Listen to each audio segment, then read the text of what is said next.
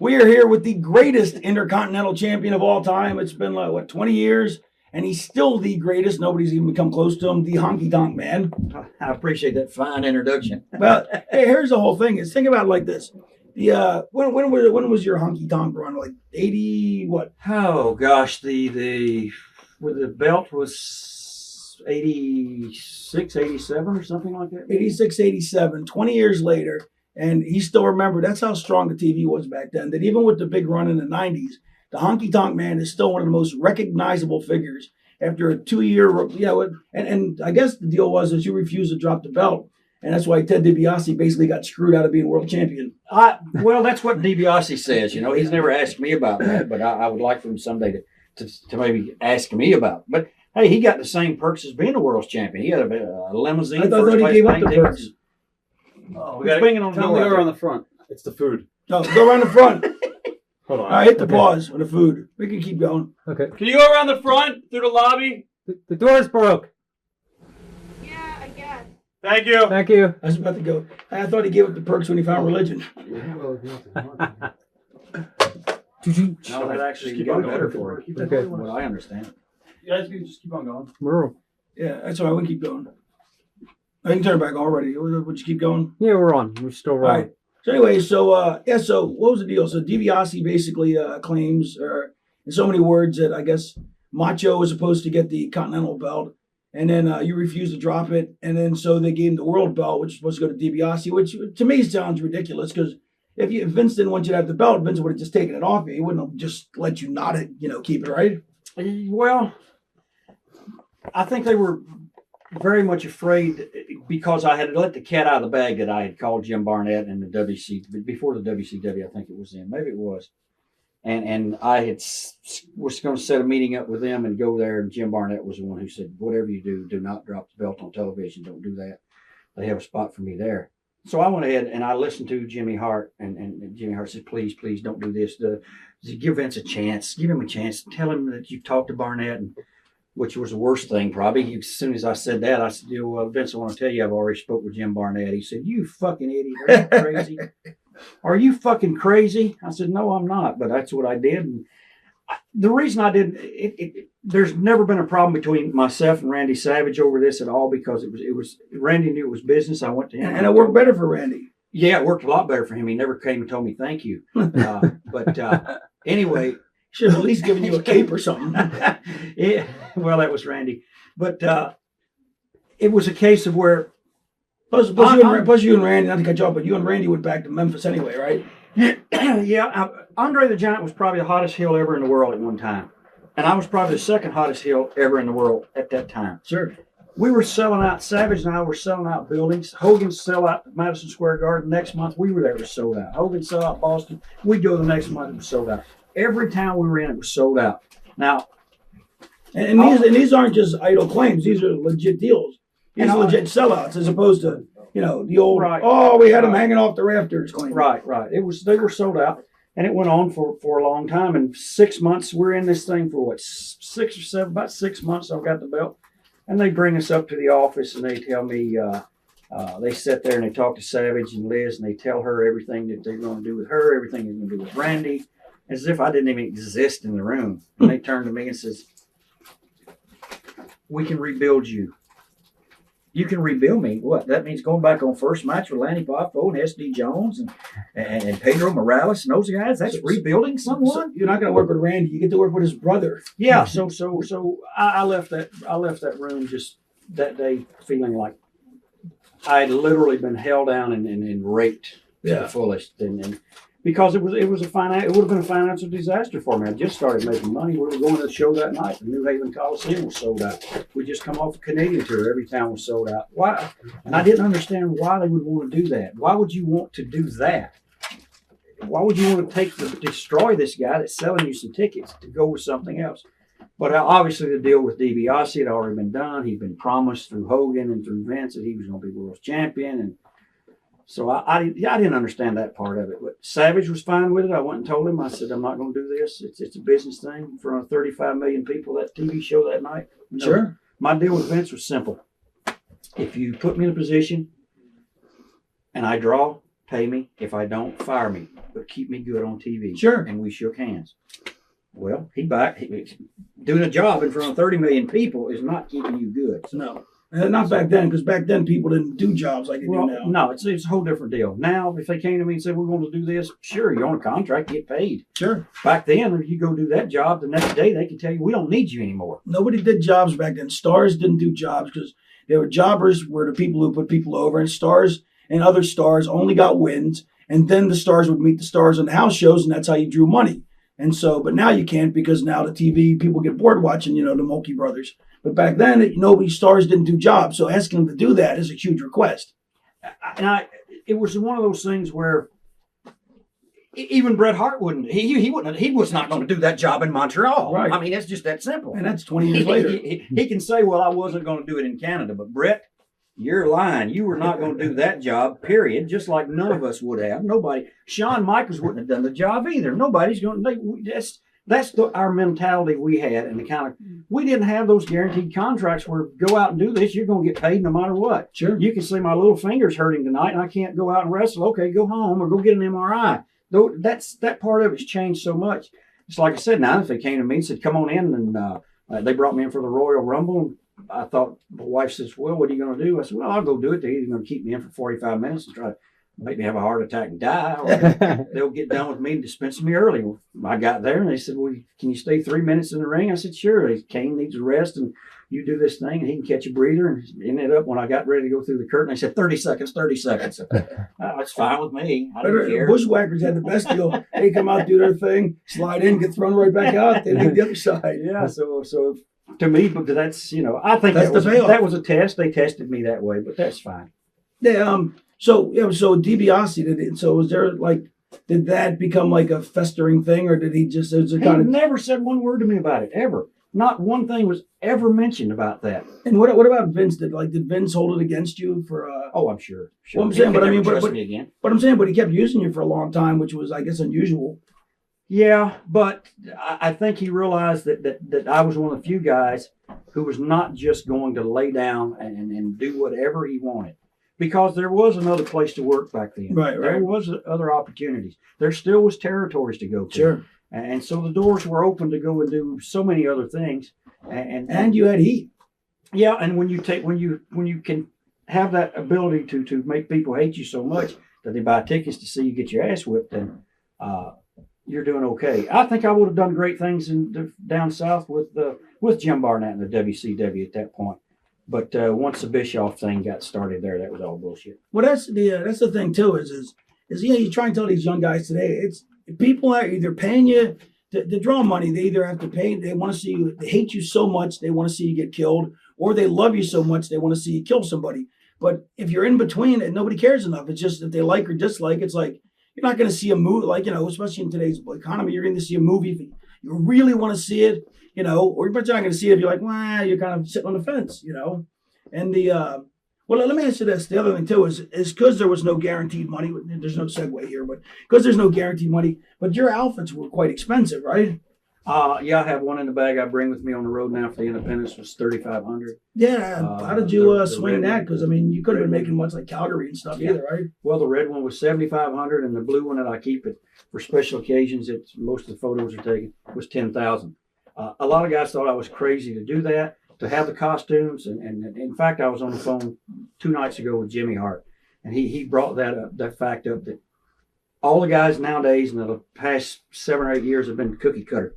Yep. They all look the same. They had the short hair, the tan, muscle bodies, and the little short jock straps that they wore. And they didn't have the costumes, and they didn't have those things that you have to be set apart. Somehow people have to know.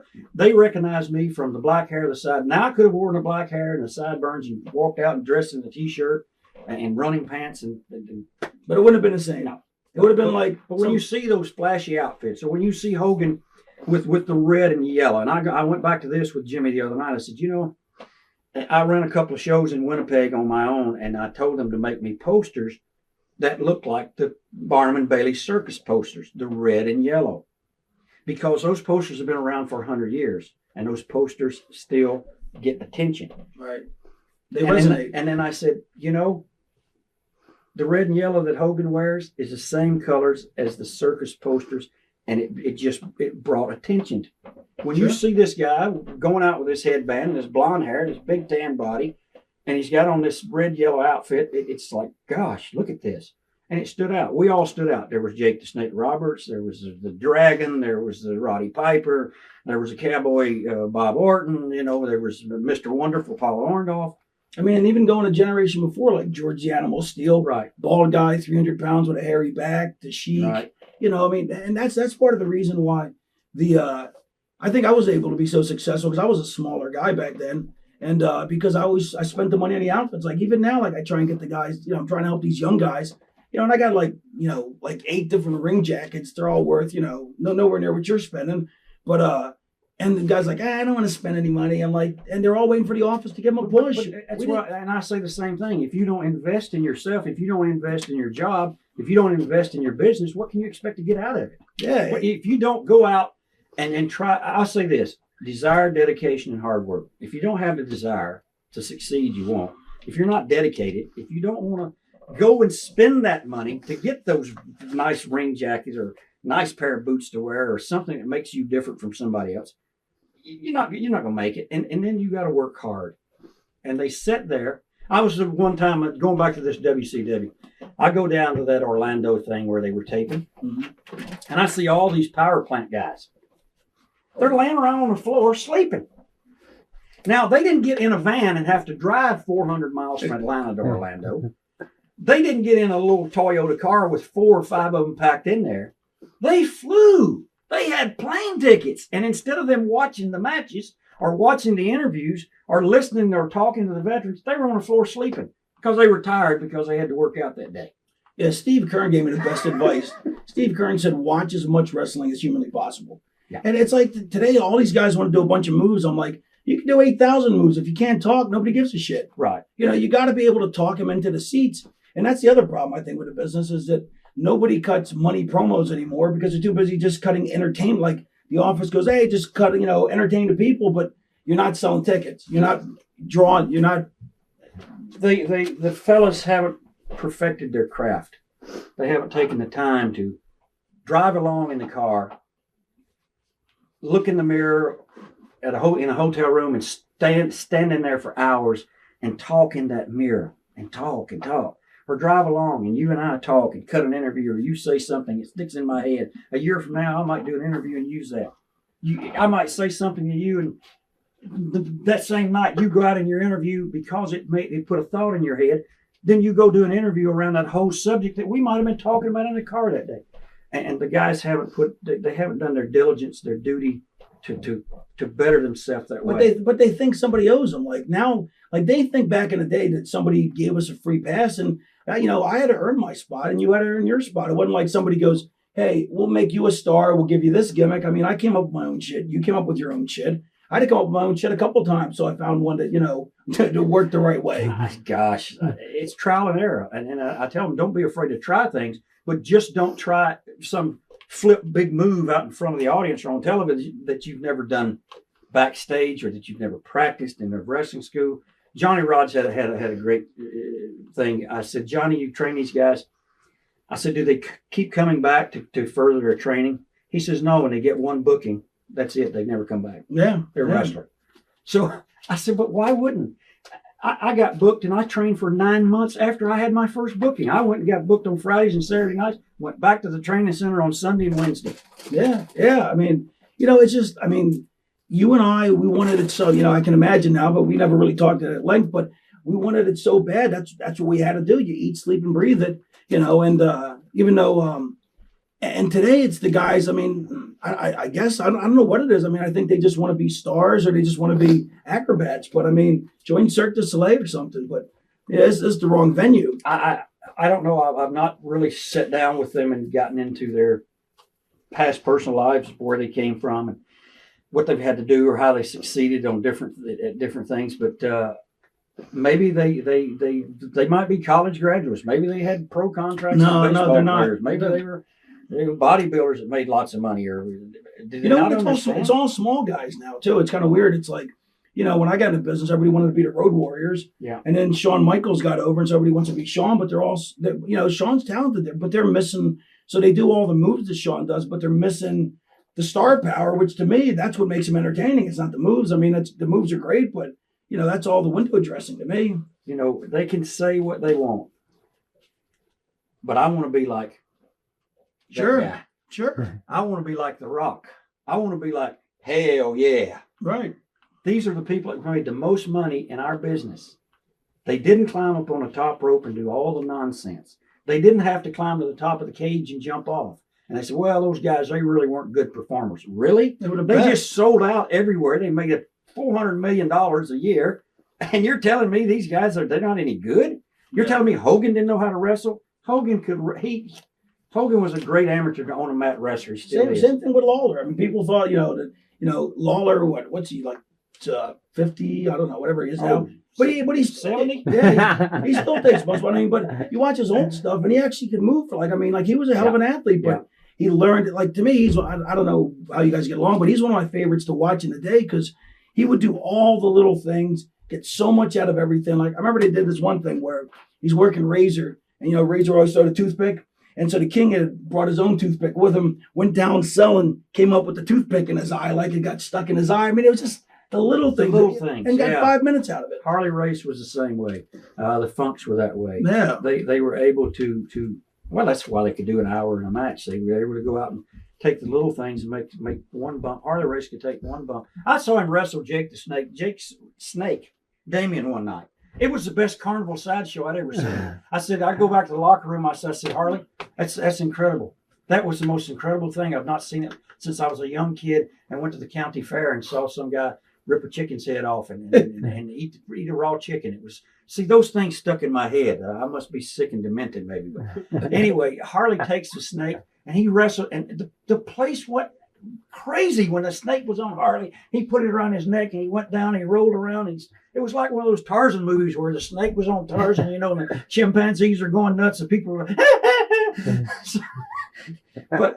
and you're right, Lawler and those guys, and that's where I learned that style, and I learned how to be able to take that one bump, make it work for me for 2 minutes or 3 minutes, to take that one gimmick and hide it, walk around, and then hit the guy when everyone was screaming and the referee couldn't see it. Not just pull it out right for. I don't know why they have a referee now. It drives me nuts. It's so drives. Or when what's the referee for? Or they get the heat behind the ref's back and the guy's choking him and gets caught. I'm like, what? Oh, it infuriates me. What do you need a referee for? I want to put a brick through the TV. I see it now. They got the earplug in their ear. I think the referee, he's only a person to tell them when to. Okay, go home. Yeah. Finish this match. Get out of the ring. Yeah. Give me a break. What was I going to say? You know who else did a lot of cool stuff like that was Colonel De Beers. Oh gosh, yeah. He did this great thing one time. He had to work Bryan Adams, and not that Bryan Adams. This was before Bryan even went to New York, so you can imagine he was a little stiff. You know what I mean? And so we were out in Portland. That's where I kind of got a big break. My first territory big break. And it was like a spot show at an armory, and the Colonel's like, I don't want to work with Bryan. So he's like, what can I do? So he found some book. And it actually said job book on it too. And he comes out with it, flips the pages, and he's like, and he starts pantomiming a full Nelson, right? Flips the page, goes out, locks up, goes for the full Nelson. Bryan gets out of it, he comes back to the thing, looks to the book again, starts pantomiming, and he got like 10 minutes. I mean, it was so brilliant. And you really think that there's a handbook with a full Nelson in there, and he's reading it. And it was brilliant. I stole one of his lines, and I use it quite often on the independents. I tell the young guys, listen, if they yell boring, well, you'll just take it down a notch. Start out slow and taper off. That's it. And he was one of those guys that believed, and I've tried this, and it really does work. You can put a guy in a headlock down on the mat and hold him there. And if you're a good heel, the people, sure, they're going to yell boring because they probably are bored. But if you bore them long enough, they get mad. Yeah, but let's be honest. Though. If you're good enough, they're almost never going to yell boring unless there's like 100, 200 people. You know what I mean? They shouldn't be because, it should be a rarity or it's like we used to go to Pittsburgh when I was in New York and the people would make no noise. Not, even when Kurt Angle was on top, they would make noise. I'm like, why did they come to the show? But, there's the rare towns like that. But for the most part, they're not going to yell boring, because if you know what you're doing, it's like I always say, even when you're doing nothing, you should be doing something. That the boring thing, it's never, to me, it's one of those things that if they're yelling something, they are at least watching. Sure.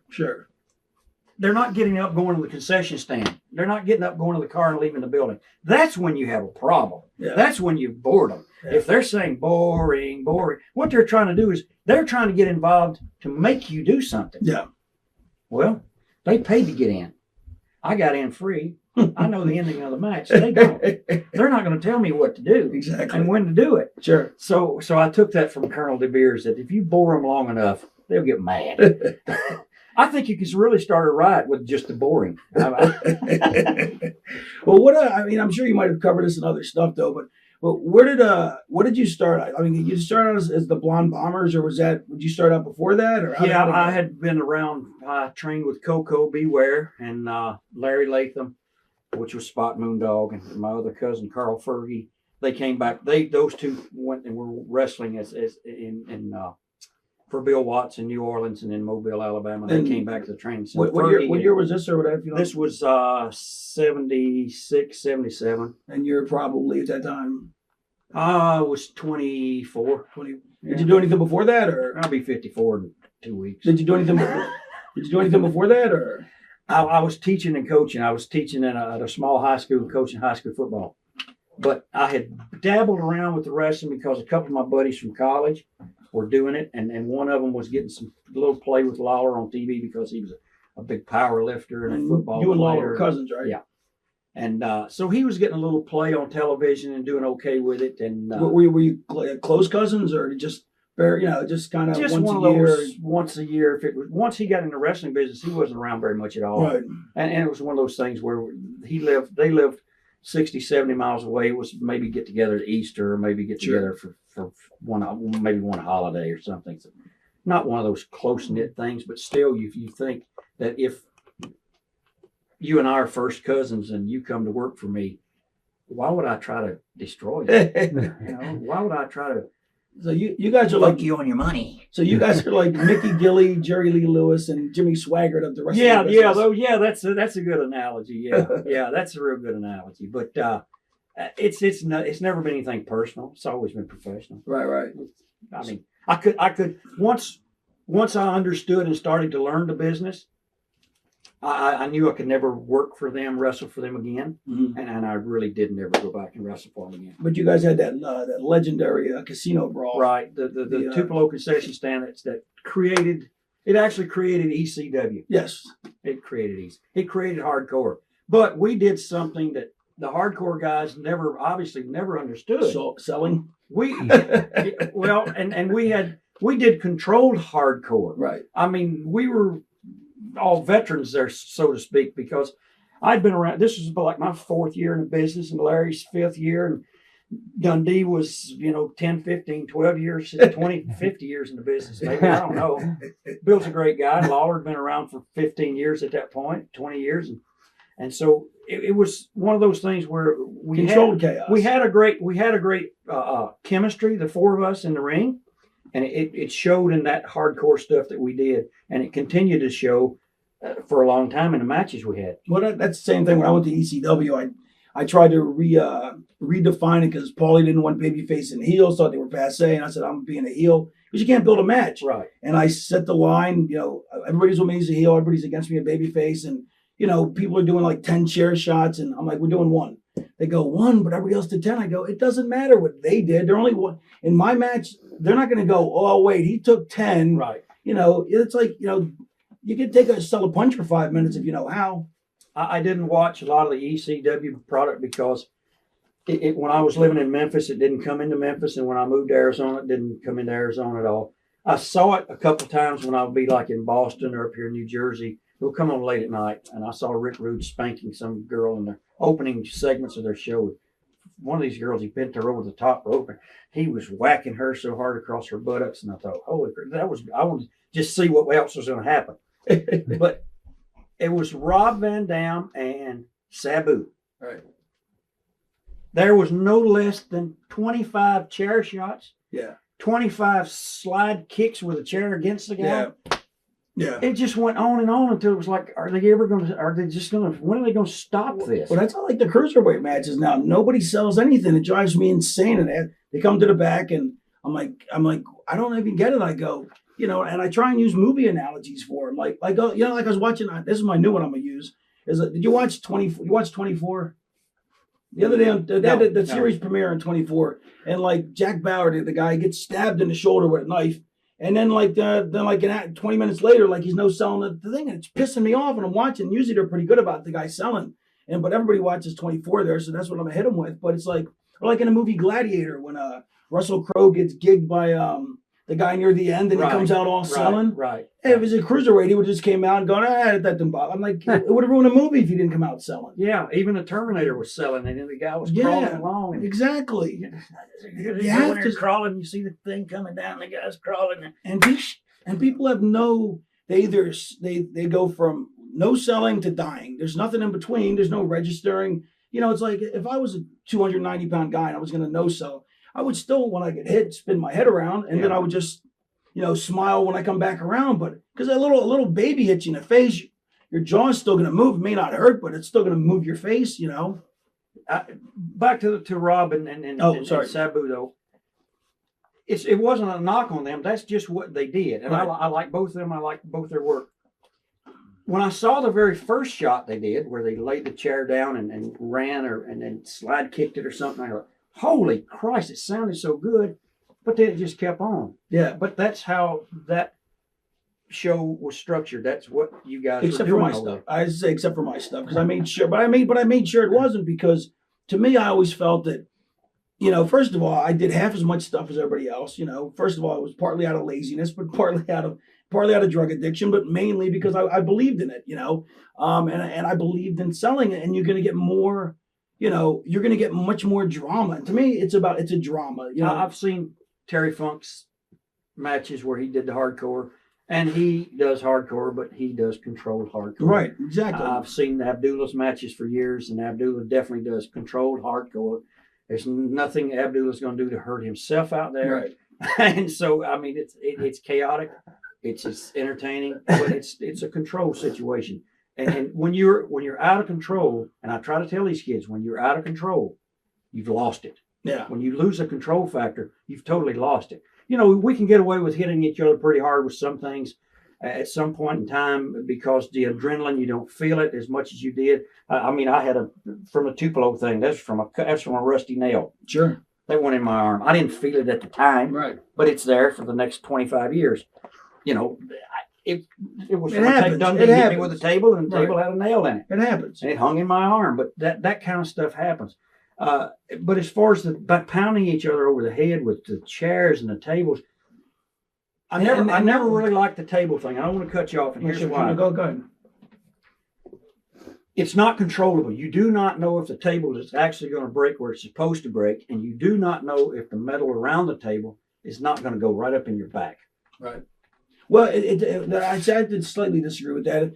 If you do it enough, where the table's, the fulcrum point, where it's going to go, and if you put the guy right, that's why, I usually drop an elbow or something where I can control it. Whereas, you're doing one of those flippity things. I absolutely agree with you because people go off cockeyed and sideways. But if I'm coming off with an elbow, I'm coming straight at my target in the right way, and it's going to break dead center. But so I you're can see in more of control. Oh, always. But when the one I picture in my mind is the where they turn them. See, I don't even know the damn move because I don't like it. The power bomb. Right. You turn a guy and now, first of all, I can't see anything. I don't know what this guy's doing, but he's slim. Right. Now, if the edge of the table comes up and hits me in the back of the neck, which happened to me, or hits you here, you could be dead in 3-4 minutes. Yeah. You could be dead instantly if it goes through your neck or your back. So I feel like we're not stuntmen. We're entertainers and we're wrestlers. And we do theatrical athletics. And I think it should all be controlled. Absolutely. It's got to be. You don't stay around for 30 years unless you can control what you do. Well, yeah, that's why I plan on doing this till I'm 50. And these guys, I keep telling them, I go, look, in 3 years, 4 years, and it's funny, some of the guys that were in TNA 4 years ago with me doing millions of stuff, and now it's 4 years later, they're they're doing lots less. They're already so beat up that they're that they're pulling back. But well, that's the thing too. When you set the bar that high for yourself, then where do you go? It's Mick Foley. I've used him as an example. sure, When you come off the top of the cage and you crash through the table over there, there's nothing left now but to start. You got to start cutting your extremities Right. off. all right. I'm going to cut my arm off tonight. I'm going to cut my leg off. But If he wasn't such a good talker, he'd have been completely screwed. gosh, I told a guy 10 years ago, I said, you won't be around in 5 years. I had to apologize to him. He was still around. I said, oh, you an apology because I never thought you'd make it. Well, you know what the worst trend I see now is the Japanese thing, like where everybody goes super stiff, like the super chops, and And I showed my buddy a tape. He goes, I'm not impressed. He goes, because I can hit a guy for real. Where's the skill in hitting a guy for real? I mean, it's supposed to be look realistic but not feel realistic. I mean, and granted, we're athletes, we can take a beating, but I'm just saying, it's supposed to be like this, but guys, they're hitting each other for real, and they're like, I'm so tough. And I'm like, well, I can tell you, if you hit me for real, you hit me for real because I couldn't sell it the same way. exactly. You can't. I think these guys, Rob and those guys, were with me on the beach on the road with a Honky Tonk Man, and the kid did something to me, and he was chopped me or something. He was stiff on me. Oh, I hate being chopped. Don't you ever chop me again. I'm the same way.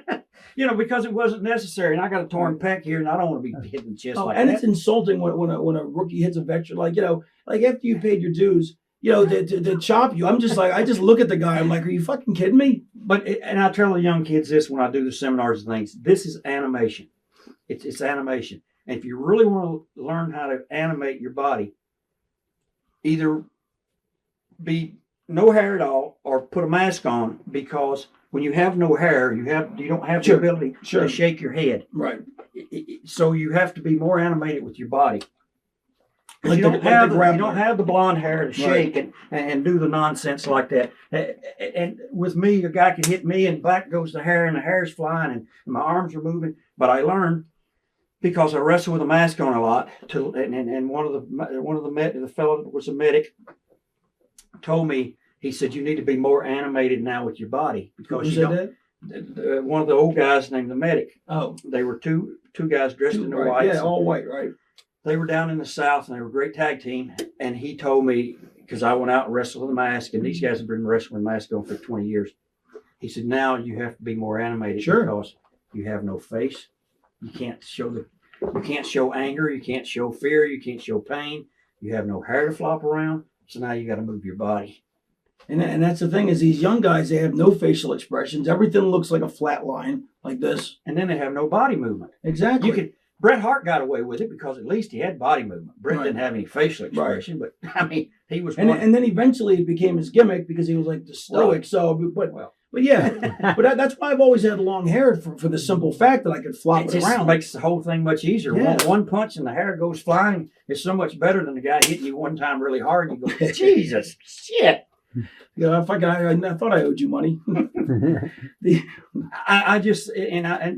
Animation's hard for people to learn. It's very hard for them to learn. But I don't understand why. Like, to me, I don't get why it's hard to learn. Like, that's the one thing I could never understand is like I used to, this is how I would teach guys in seminars. I'd make them lay on the ground and I would just kick them until they, started flopping around right. But I never understood. Like, to me, it's like, it's like an electric current. You get hit in the stomach, you double over, but but then you pop back up and then you double over some more and then it's a little less and you open up. And to me, I never understood, and apparently it must be the most difficult thing in the world to learn, but I never understood why it is. Hard. I don't either, but I'll give you an example of two guys. Actually, I'll give you three. Well, just like the grappler, awesome heel. Right, Denton. right. With the mask? With the mask on, but totally animated. Yeah. Lex Luger, no animation. Nothing. Lex could go forward and backward. Robotic. Ultimate Warrior, I told him, I said, listen, you don't really run to the ring. You don't really shake the ropes. You work the ropes. And once he learned to animate that, it helped him. Once he learned to run with his arms and legs without actually running, it helped him. And the other one had to be gosh, Mega Man Tom McGee. You guys probably don't remember him. I've heard the legend. I've heard the legend. They brought him in. He was actually the one going to be more The than next Hogan. Yeah, next Hogan. 6'7", great body on him, strong, nice guy, good personal guy. Very plain Canadian style on the interview, like Bret. But he could do backflips. Here's the first guy that's 6'7", 300-pound bodybuilder who could get on the top rope, do a flip, and land on his feet. And not tear his quad. Very acrobatic. Well, you only tear quads and stuff if you're taking steroids and drugs and stuff like that. Yeah, I wouldn't know about that. I'll tell you what, when those quads start tearing and those muscles start tearing, it's a sign of steroid abuse. Yes. There's a difference between steroid use and abuse. Right. I didn't abuse. Exactly. I might abuse a lot of other things, but I'd never abuse those steroids.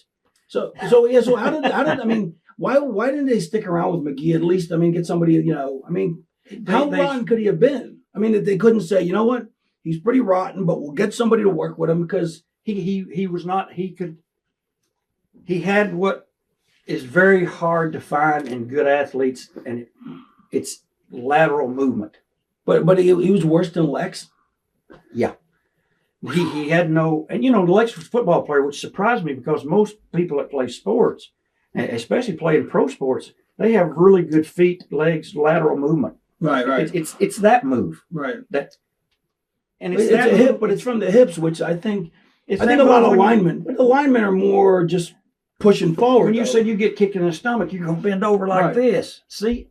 And you're gonna turn sideways. Right. You get kicked in the stomach, you go. Yeah. Oh. Except for Goldberg, when I talked to him, when I had to work with him, and he goes, "Oh, if somebody hit me, I wouldn't sell it."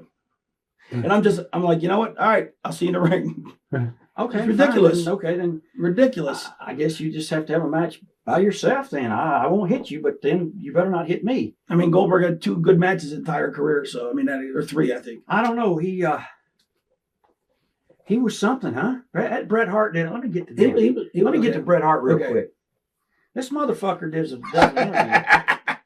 He does an interview and he tells people that I worked too soft. I wasn't stiff enough. That's the art form. I wasn't stiff enough. So I say this. Hey, Bret, if you had to work a program with somebody for the next 5 years, who would you want to work with? Me, who never hurt you, or Goldberg, who gave you 1 kick to the fucking head and gave you a seizure? Now, you tell me. Was it not a stroke? That's what it was. Totally put you out of business, Bret.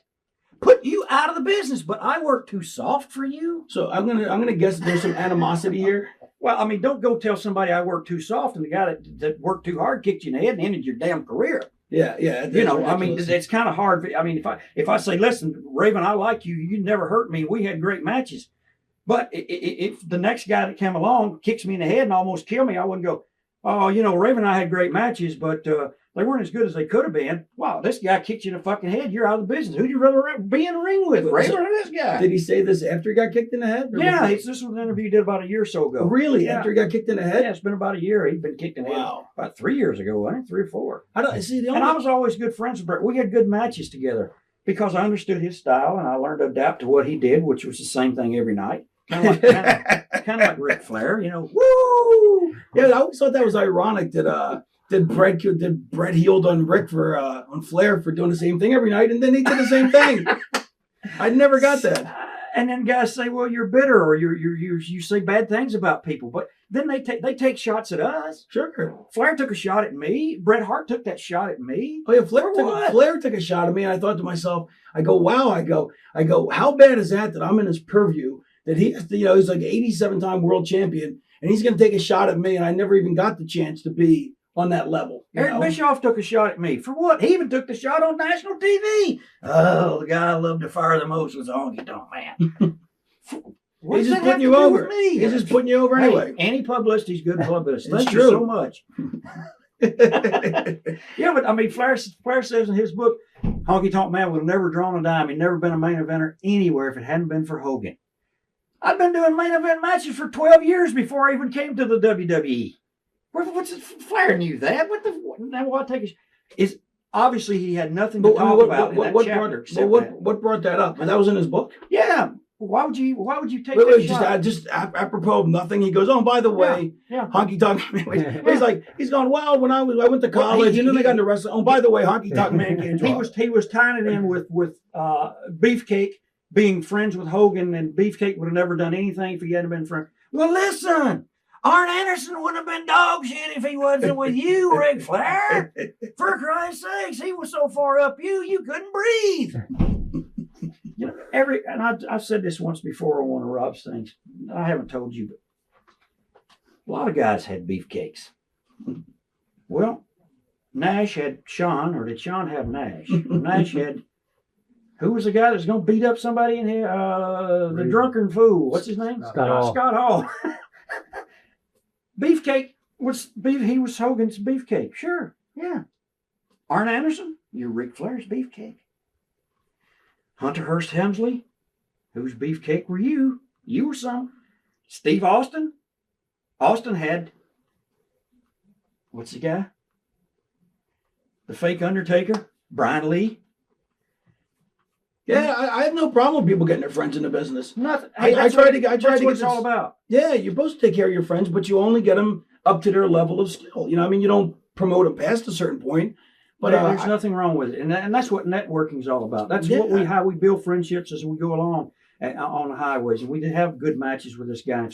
That's how I was able to go from territory to territory. Sure. If you were a top guy or mid card guy, and I wrestled with you in say San Antonio for 6 months, and you moved up to Detroit with the Sheik, and I called you up, how's business going up there? Oh, it's pretty good, man. I got a good spot up here. If you want to come in, I'll put a word in for you because you knew me and you worked with me. And you felt like I could come in and contribute. And maybe if you were on top and I'm an underneath guy underneath you, I can help you. Joe LeDuc did it for me. The Bushwhackers did it. They'd be working on top. They'd call and say, there's a spot here for you. Come in. Because they knew I'd give them good support. Sure. Well, you know what always bothered me? You know what really bothered me is this is how the business has changed because, you know, every time I go somewhere, I bring my buddies. I try and get Sandman a gig or, you know, even now in Indies, I always try and get Disco a job or whoever, you know, Johnny Swinger, my buddies. And yet nobody else wants to help anybody. Like I remember when I was in New York and I said to like me and Ed used to be pretty good friends. We used to be pretty close friends. And I said, look, you know, and Vince was jobbing me out. They weren't doing crap with me. And I said, look, just if you don't mind, just mention, hey, I wouldn't mind working with him or, you know, maybe you should take another look at him and you know, give him something. And he goes, I'll give you a call back about that. Never heard from him again. Wouldn't do it. I'm just like, and then his best friend since, you know, was at his wedding since before. They trained together, Johnny Swinger. You know, Swinger begged, you know, said, look, please, you know, you got to put in a word. Wouldn't even put in a word for him. And to me, you know, like, I mean, I wish him all the success in the world. I mean, because I'm not holding a grudge anymore. But to me, it's like people don't want to help their friends. And I just don't fucking get it because why would you not want to help your friends? I mean, how selfish can you fucking be, you know? I don't know where that all went haywire, but it went haywire during the time that when the territories died. When the territories died, and the guys, everyone was wanting to bail from the territories and go to the WWF at the time. And when they got to the WWF, all the friends that they knew from the territories, they wouldn't even talk to you. Yeah, they wouldn't even sit near you in your locker room. It's like, well, we were just together in Calgary 2 weeks ago. Now you don't even talk to me. Yeah. I mean, we worked together. We shared our own blood in the matches, and now you don't know me anymore. So it happened that way, and it got to the point there was so much greed and so much envy that no one would put a word in for anyone. Yeah. You know what got the worst deal out of that, and just going back is Rip Oliver. Like, and you know, so they you know, Vince took everybody out of each, you know, territory. Right. The top guy took Rip Oliver out, who was the booker and the top guy in Portland. Put him on TV as the super ninja for like one episode, fired him, right. and then Rip was done because then Lynn Denton, the grappler, took the book from him. You know, he gave Lenny the book, and then Lenny wouldn't rehire him for like 5 years. And but then you got a guy like Piper sitting there who's got Vince's ear, yeah, who had worked that territory, and they'd all taken care of him and did whatever Piper wanted. Do you think Piper would have sat down with Pat or with Vince and said, you know, it's a pretty good guy here, you know, keep him around. Sure. I think he can do something. Nah, he wouldn't say anything. Nobody would. They wouldn't say anything. Actually, I have to say Piper's gone to bat for me a few times, so I will say that. But, you know, so I can't heal on him. But, Go ahead, Elon. No, But Piper's okay. He. But he did for me. But I mean, but the only people that I know that have really gone to bat for me really though is him and DDP actually hooked me up with a couple gigs. But for the most part though, people just they don't value their friends. I mean, they kind of, it's like or like you give people help or whatever, and then they don't even acknowledge that you gave them. Like Disco Inferno, I gave him his gimmick, I invented it, and they never give me credit for inventing it. He goes, said it was him and Borash or something. I'm like, you fucking dick. Yeah. He's one of my close friends, and he's a dick. Yeah. Yeah, that's always a good one when you tell someone and you give them advice and they never mention it, Yeah. It blows my mind. I mean, it's just, I don't know. And I don't know when this business got so fucking selfish, with especially, and the more money we're making, like, I guess just people don't realize that, back in the day, we were making, when I first went to Memphis in 1988, I think I averaged about $300 a week. It was about a 2,000 mile a week drive. About 2,000 miles. Yeah, 2,000 miles a week. I mean, and for $300, and I was happy. Oh, I couldn't believe I was getting $300. Yeah. I was ecstatic. And now, I'd have done it for free. I'd have paid them to let me come to the territory. I don't know what happened. I really don't. I know the last thing I said as I walked out of WCW, Hogan came running over to me as I was going out the back door and said, hey brother, what are you doing, man? I said, what am I doing? What do you think I'm doing? I said, I'm only here because Jimmy Hart and you wanted me here to help you get over, to help you do something with this company. And I said, where are you now to help me? He said, hey brother, I'm just here to serve. I said, well, you're not serving me. And out the door I went. So that's where your friendships are. Yeah. That's where your loyalty. So doesn't that kind of refute Flair's point anyway? Well, yeah. I mean, but he even said that was a 24-hour ATM machine in WCW. He was making probably $1 million a month there, maybe more. Now, for him to go tell Eric Bischoff, look, he's one of my guys. How do you not do that? Keep him around. Give him a contract. Sure. No, he didn't do that. Am I going to take away from his $1 million a month or $2 million? No. Am I going to hurt his money at all? No. So that's what I don't get. But let me ask you this to change things real quick. What about when and I gotta eat my steak sandwich because I'm starving to death. But when you work with young guys, are they totally like intimidated, like in awe? They're nervous. Or do you find guys that just have no or they have guys that have no idea? No, they do. Some of them have no idea, which is irritating as hell. But to me, it's like starting. I tell people, it's like starting all over. It's like being back when I was 24 years old, having my first match with Lou Thez, and I was so scared and I was nervous and I was probably stiff, and he beat the shit out of me, and I deserved it because I probably didn't know anything. Right. And it took a couple of times for him to beat the hell out of me till I learned how to not do anything to Mr. Thez before you stretched him. Yeah, right. Yeah. And so, but the thing is, I go to the locker room sometimes. A kid will say, "Yeah, I've been thinking about maybe these couple of spots that you and I can do." And I go, "Thinking? How long you been around?" Well, 3 years. How many matches? Yeah, that's what I always say. 9 matches in 3 years, and you've been thinking? Shut the fuck! You don't think about nothing. Just think about not hurting me, okay? It's unbelievable. Like guys will go, I go, how many years you got in the business? I've only been in the business. They go, I've been in like 10 years. And I'm like, have you had more than 50 matches? Yeah, no. You ain't, but then you've been in the business. I'd say 100 matches. I'll give you a year at this point, because the way the business has changed. I'll give you 1 year at 100. Like Taz would always get hot at all these guys. You didn't pay your dues. And I'm like, Taz, you didn't pay yours. You never worked the territory. Right. You never spent. I mean, I get along great with Taz, but never went to a territory. Went to Smoky Mountain or Memphis for like 1 day and quit. He had claims he has like 16 years in the business, except that the first 4 he had maybe 8 matches. So I'm like, it doesn't fucking count. I remember Taz. You were toting Kevin Sullivan's bags. Yes, he was. He actually had an orgasm when Sullivan suplexed him. You ever hear about that? Sullivan gave him a German suplex, and Taz actually had an orgasm when he landed. That's the only time. The only time I run across Taz. Nice guy, but yeah, you're right. Yeah, I do like Taz. You don't ask someone now, how long have you been in the business? Because that was a prerequisite. Sure. When I started, the promoter asked you or a booker, how long have you been in the business? You say 5 years, and they know you've been working 5 years, 6 days a week, and you got some experience. But if you say how long you been in the business, you better say how many matches have you had? Yeah, I tell these guys like they think they're bragging by saying 8 years. I go, no, I go, so you've been doing it 6 months. Then people will be impressed if you're any good at all. Don't go the other way. And how about the guys you get that they can do anything, but they don't do anything well. I go, what can you do? Oh, I can do anything. I can do moonsault. I go, but then you watch them and they don't do anything well. It's ridiculous. I tell them that also. Listen, don't tell me you can do anything because you can't. Exactly. Don't tell me you can do anything I want you to do because you can't. And you tell me what you can do and do very well. And they still do. When I was working on New York, they had me on Heat every week. So I would get job matches.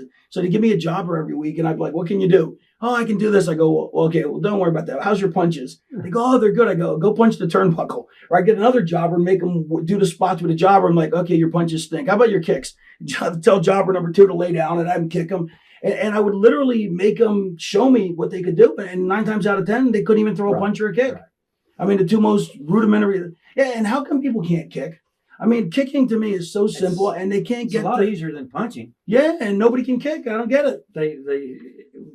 I practiced that stuff, and I, like you said, when the fellow told you Steve Kearns said watch as much.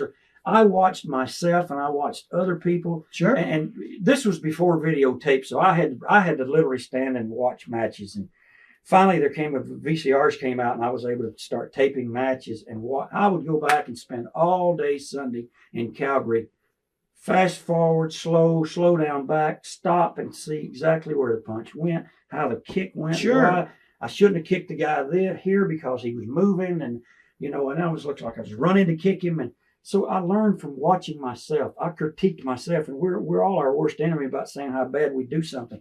But that's the only way to learn.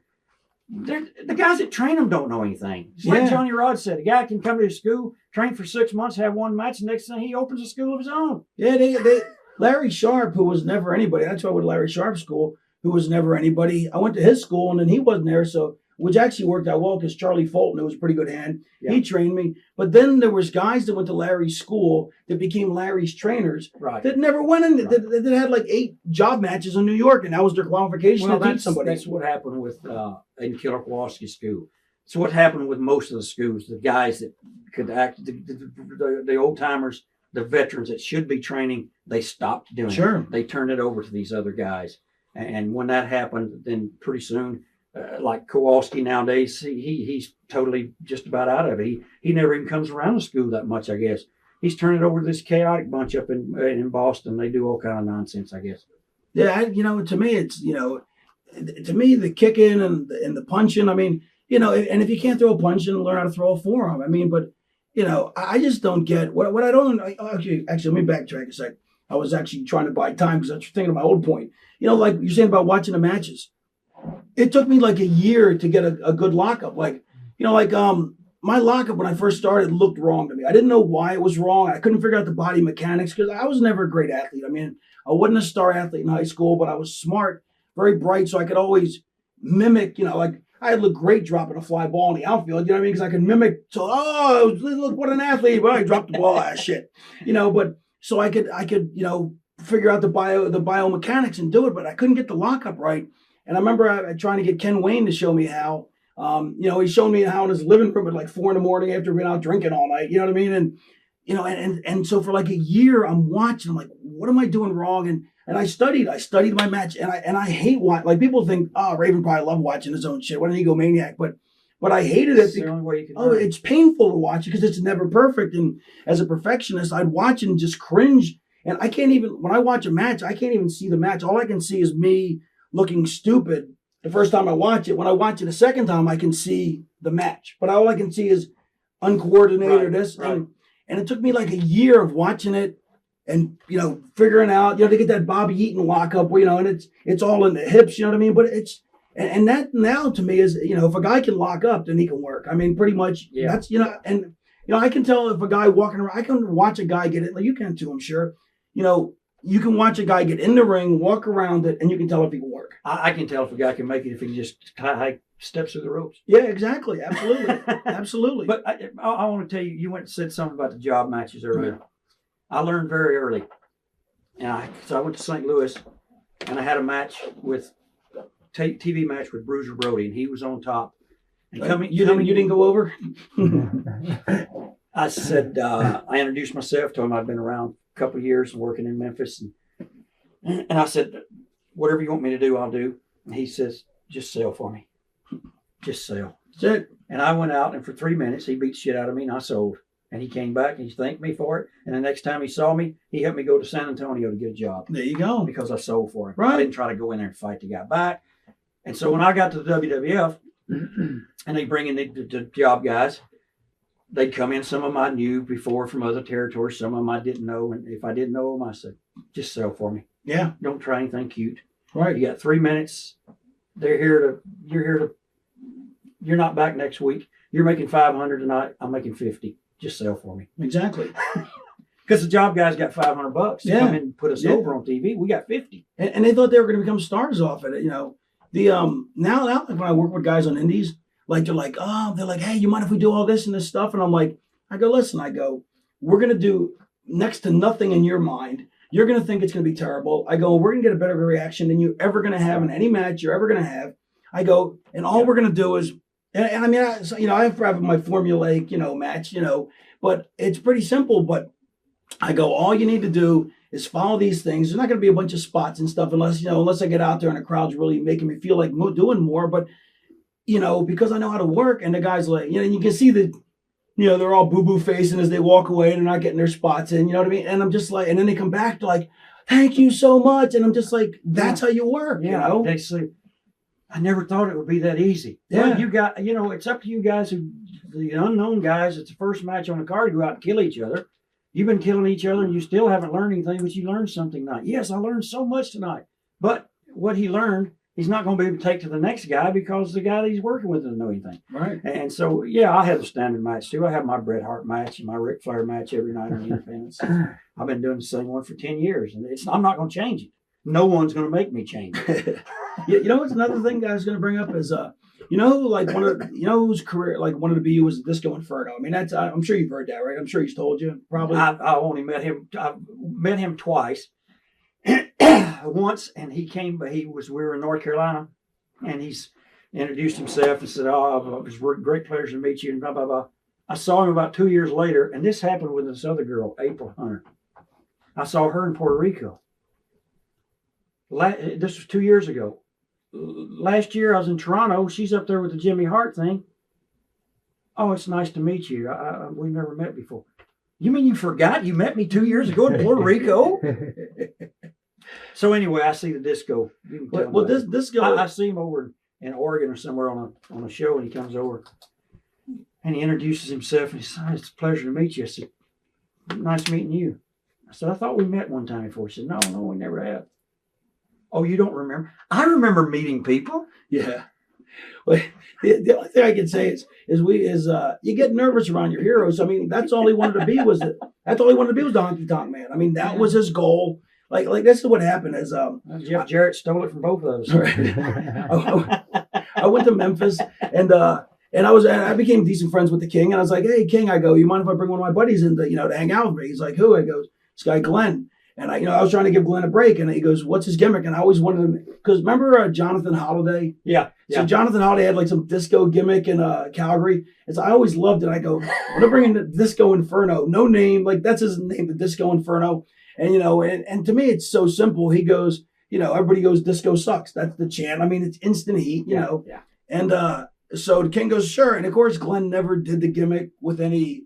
When he got to WCW, he did it with a little more, but he never did it to the extent you did. But all he ever wanted to be was the Honky Tonk Man, be the Intercontinental Champion, and that was the same. The act was kind of the same kind of thing. But the reason I bring it up is I always thought because I've never made the millions that I want to make, and I've never completely made the top of the heap like I wanted to. Like the one other thing I want out of my career is I want, like, to me, I think this would be pretty satisfying. When you're old is that people got into business because of you. You know what I mean? Yeah. And I'm wondering, like, if you ever thought about that, or at the end of you're 50 years old, 60 or 70 years old, whatever, and you go and you got some guy who becomes the next Rock or the next Austin, and he goes, "You're the reason I got into business." I mean, that's a pretty cool fucking thing. Yeah, because it means you had an impact on somebody. Mm-hmm. And I think we did in our era. We had an impact on a whole generation of people. Hogan touched people's lives forever. Our generation of guys did, and it's hard to get those gears to click again and to find that particular thing. There's a lot of guys that would get into business because they want to be The Rock. The only problem with The Rock was he didn't stick around long enough. Yeah, he found other ways to make $20-30 million a year. Yeah. He'll be back though. You can't. How do you miss? It's like a drug. How do you miss it? I mean, how do you not go without it? I got into business because I believed in diamond rings and limousines. We got one finger. What? No, 1 minute. The 1 tape minute left. Okay. We'll cut. I'll leave a sandwich. That's a good spot right there. The diamond rings and limousines. Brad. Okay, we're good. All right, so we're back with the Honky Tonk Man and Raven, and we were going for a steak sandwich break. But people at home, this seems like the exact same, like nothing's happened. So it really could have been years later. So what's the deal with the Hall of Fame thing before we start healing on people? Oh gosh, I don't know. This particular time they've kind of sent feelers out to approach me to see if I'd be interested. They have a long list, and the process, just to be on the list, I guess is probably an honor that they still think about you that way. When you look at all the guys that's in the business, absolutely, or that has been in the business, or that might deserve to be on the list a lot better than me or some of the other guys. Come on, but you deserve to be on the list. There's a list of like 20 or 25 or something guys that they will probably induct 6 or 7 or 8. And it's a long list, and it's a process where they'll see who's interested, and then they'll make a decision on the guys. Some guys. You interested? It would be interesting. Let's put it. That's what I told them when they contacted me. I haven't really called them back to confirm anything, but my whole deal with it is quite simply I will not give up all the things that they might want me to give up. Yeah, that's absurd. Which is some of my independent shows, or if they're going to give me a contract for me to sit home, or they're going to give me a contract to come in and be an advisor, or if Mike Rotunda can be an agent, and Barry Windham can come back and be on payroll, and come on, it's not. At least let me sweep the ring out. If you want to take all my shit away from me, give me something for it. Give me something, but it would be interesting, and I think what it's saying. You know me, and I think you'd probably say, yeah, that would be interesting if you were there. Well, you deserve to be there, and now if they gave you like live mic time, it'd be even better. But I don't know if they'd censor me or not. Yeah, but I don't see how it could be worth it. What they're offering, especially with what they're asking, like you say, for the they want control of the name and blah blah blah, and it's all about control that they want. Yeah, I did sign the Legends action figure for the Jack's Toy Company. I didn't sign with the WWE, but I found out that they have to call WWE and say, "Would you mind if we contact this guy?" And they gave the go ahead for that, which it came at a good time last year, just before Christmas. Sure. All right, let's get to this. Now, what is this, Feinstein? Just a list of 101 of the dirtiest rumors in wrestling. So, 101 of the dirtiest. Now, is there any truth to any of these, or we'll find out? I have no idea. All right, well, let's see. Somebody said. Right. All right. Somebody said that Kevin Sullivan spends his vacations in a nudist colony. What do you think of that? Do you care? I think that could be true. Okay. Because I was on the road with Kevin for a year or so, or a couple of years, till I got fired. We were tag team partners. I get fired in Atlanta from Ole Anderson fired me, but kept Kevin Sullivan. The nerve. Now, what about? I always liked Kevin, the fact that he had sweats with cowboy boots. Yeah, that was a fashion statement I always enjoyed. But if that had to be a true or false, I would probably, knowing Kevin and some of the things he did, and I'd say true. All right, what about Tommy Rich soaking his balls in a beer mug full of hydrogen peroxide? Depending on who Tommy was with that night, that could be true also. But did he bleach his hair? Did he have to bleach his hair? Because then I could see that occurring. I don't know if Tommy was. No, Tommy wasn't a natural blonde, but so the drapes didn't match the curtains. Yeah, I don't. Yeah, that's good. I don't know if Tommy would be soaking his balls in hydrogen peroxide. Well, at least not intentionally. Yeah. All right, let's see. He might have had him in a cup of wine or something. All right, let's see. How about? Ooh, this one's a little stiff here. This is the rumor about Tommy Rich and favors for Jim Barnett. Montoya? That's a rumor, and I don't buy into that. I don't buy that either. Yeah, I don't buy that because I either. know Tommy very well Yeah. about a lot of things, and I think that's a lot of jealousy because Tommy's this young kid. But then of course there was the other rumor that it was a bet between Jerry Jarrett and Jim Barnett, and Barnett's I can take that gas station attendant and make him a star. But that sounds as far fetched as the other. Tommy one. Rich was a star before he went to Atlanta. Yeah. He was this big star for Jarrett. Jarrett found him and trained him, and Yeah. gosh, this guy. It's hard to believe, and a lot of people don't believe it, and they don't understand it. Tommy Rich was the Hulk Hogan of that 10-year period of time. Yeah, absolutely. He was the biggest drawing star. He was the most recognizable person on television for 10 years. I mean, and he was the Hulk Hogan. Where just out of curiosity, where were you at this time? Like in early 80s? Late 70s? Late 70s. I was working in Memphis and Nashville and down for the Fullers in Southeastern and Mobile and Pensacola and then I went to Puerto Rico. You got to have some good Fuller stories. Uh, I heard some of the payoffs were powdery payoffs. well, you get a $20 bonus and they'd say, we got some really good pot coming in if you want some, and they get to 20. How much is it? Well, it's 40. So they got their 20 back plus 20 of your pay. So, anyway, I love the Fullers. They're great guys. And I'm going to tell you this. They took a chance on me and gave me a break with the guitar thing and the Honky Tonk Man thing. And they helped me along. They gave me a chance. I only know Robert. I didn't know Ron, but but Robert's supposed to have like what a 12-inch hose or something. Well, I might even. Gosh, I've never seen that thing till it's in its full capacity. Yes.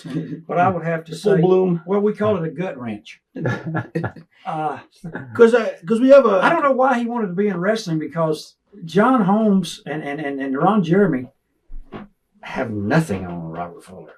Yeah, because it brings us to our next thing here about Virgil, who also had a monster hose. And of course it's stereotypical that the black guy's got a big hose, but Virgil had like a 9.5 hose. But I talked to Virgil one day. I said, so, because it's got to, honestly, at that point when it's that large, it really can't be that good. Because, I guess Virgil said he's had sex with about 150 people, and only 2 was he able to get it all the way in. It probably hit him in the Virgil pancreas said and he the had colon. sex with 150? Well, let's just Jeez, take that's not true. Let's I don't. let's take. I go in the shower room one night. He's got this thing all soaked up, and he's got 2 hands that's going around and around like a whirlybird. And I said, well, you might as well play with yourself. You can't do anything else with it. Yeah, it's too big. He said, you're going to stab somebody's colon. Let's see. What about this? Now, see, this is no way this is true here. That they had to break Brody's legs to put him in an expensive Puerto Rican casket. That's just mean right there. No, it's not. All right. Curry Von Erich really had his foot amputated because he thought he could walk across a room on his just surgically repaired foot for a cheeseburger, thus crushing it. Well, who writes this stuff? All right, let's keep moving. This is NWA World Champion Gene Kiniski bought Kevin Von Erich a hooker in Vegas when Kevin was 12. That's possible. Could be true, because Kiniski, of course, was Canadian, and Canadians see the sexual thing a lot different than the Americans do. And he probably got her for Canadian money, so it's cheaper. If it was Kiniski, probably yes, yeah, or he let him hold the belt or something, or said, "Honey, you want to strap it on?" Hey, what happened to Kiniski's kid? He never really hit it big, did he? No. Why was that? There was 2 of those boys. Were they good workers, or they weren't bad? They weren't bad at all. Gosh, one of them was named Kelly. Kelly, right? Was that the blonde? The blonde, yeah, I think so. Yeah. I really don't know what happened. There was rumors there, just rumors. All right. A coked up Kevin and Kerry. Now these are just rumors, so don't blame me. And I didn't write them, Feinstein. I didn't write them. All right. Where'd you get these anyway? They're off the internet. Oh, well, it'd have to be true then. Yeah. It's reputable sites. Yeah, so. every 12-year-old kid goes on there and writes that stuff. Yes. The coked up Kevin and Kerry were once playing with a saw blade in the back alley at the Sportatorium. Kerry saw a cat, threw the saw blade at the cat, killing it. Could be true. Because Kerry does have good aim because he was a shot putter, right? Or a discus thrower. He couldn't read a cue card, though. Oh, well.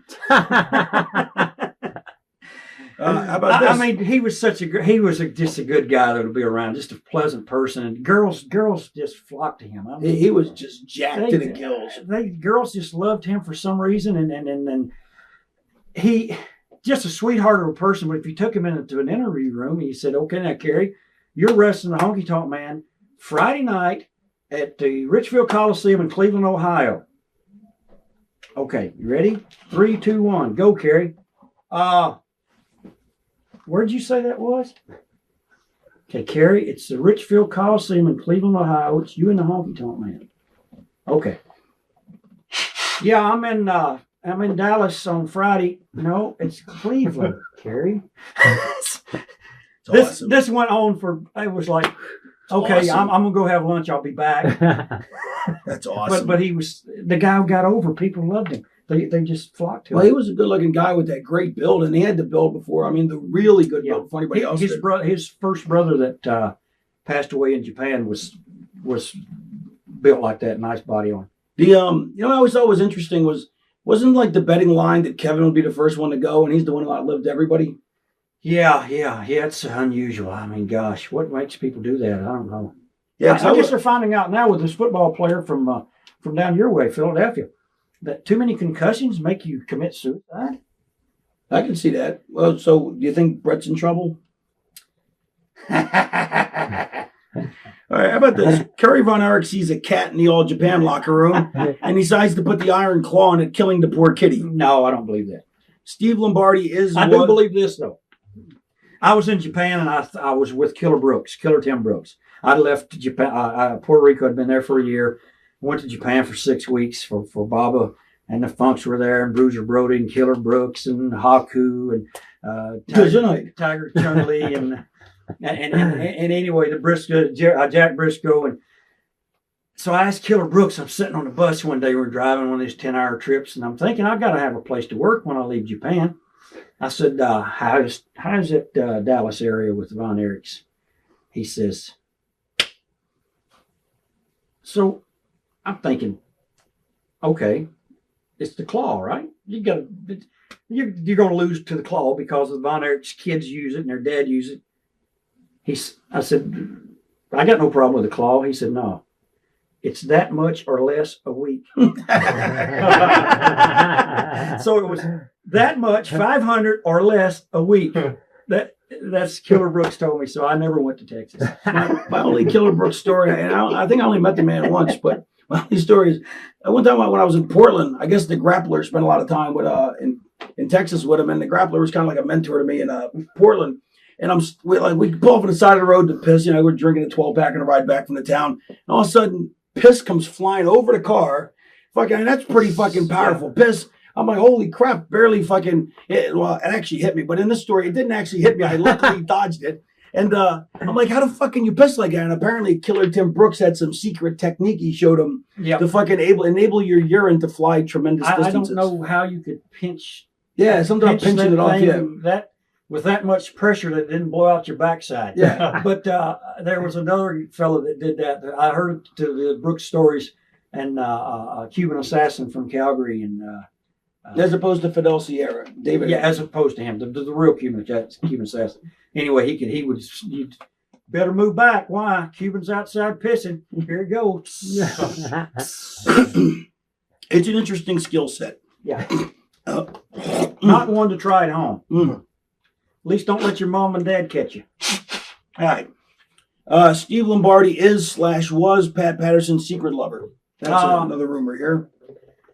I don't know. That's rumors. All right. R&R Express walking on Jimmy Valiant, laying on the floor, jerking off under a glass table that a hooker is shitting on. Ricky throws up and leaves while Robert stays to watch. That sounds entirely plausible. I can't see Ricky leaving, though. Yeah, it's true, too. All right, let's see. Bruce Hart, let's see. I'm reading these as we go. He did it. Yeah. This one I'm not even going to ask because the Bruce Hart one, because that's just looking for someone to shave your eyebrows out of the blue. So I'll leave that one alone. Dusty Rhodes got Baby Doll fired, parentheses, or something. Well, that's quotation marks. Never mind. parentheses, or something because he was pissed off that she married near jobber Sam Houston instead of him. But that's actually close, but it's not that she married him instead of him, but because that he was a underneath guy and she was like on top. And I guess, because Dusty even told me that, I guess that that's why she got fired, was because... Because she started messing around with Sam? Yeah, because she was killed the managing angle. top Yeah, guys, yeah. Right. Because back in the day, see now like the girls come in and they start blowing all the underneath guys. Back in the day, you only fuck the top guys. The business has completely changed. Yeah, it's really changed. The girls actually get into wrestling now to be wrestlers instead of getting in wrestling to be with the boys. Yeah, but they're still with the boys, but now they're with underneath guys. I want to be a wrestler. What? The girls got into business to be with the wrestlers, not to be a wrestler. Wait, this is a good one here. According to Japanese tabloids, Giant Baba was bisexual and Genrico Tenryu had penis enlargement surgery. I wouldn't think so. Well, apparently that wasn't so good. All right. Victor Quinones tried, there's Victor, I never could pronounce his last name, tried to rape Tarzan Boy at gunpoint in a bathroom stall. He did rape some rookie Japanese wrestler at gunpoint in a bathroom stall. I think if Victor was going to rape somebody, he would use his wallet instead of a gun. So there you go. God bless him. Victor passed away last year? This year? Yeah, this summer. This year, yeah. He was always around the wrestling business doing, gave guys a lot of work, opened the territory against all odds there in Puerto Rico, which is hard to do, and stayed there for a long time. The next couple I'm going to skip because they're just, some of these are pushing the envelope and some of these are ridiculous. The Manny Fernandez took a dump in number 1 Paul Jones's brand new Stetson hat, put it back in a hat box on a plane like nothing happened, and went to sit by Jones for the remainder of the flight. I could see Manny doing that. Manny will do just about anything.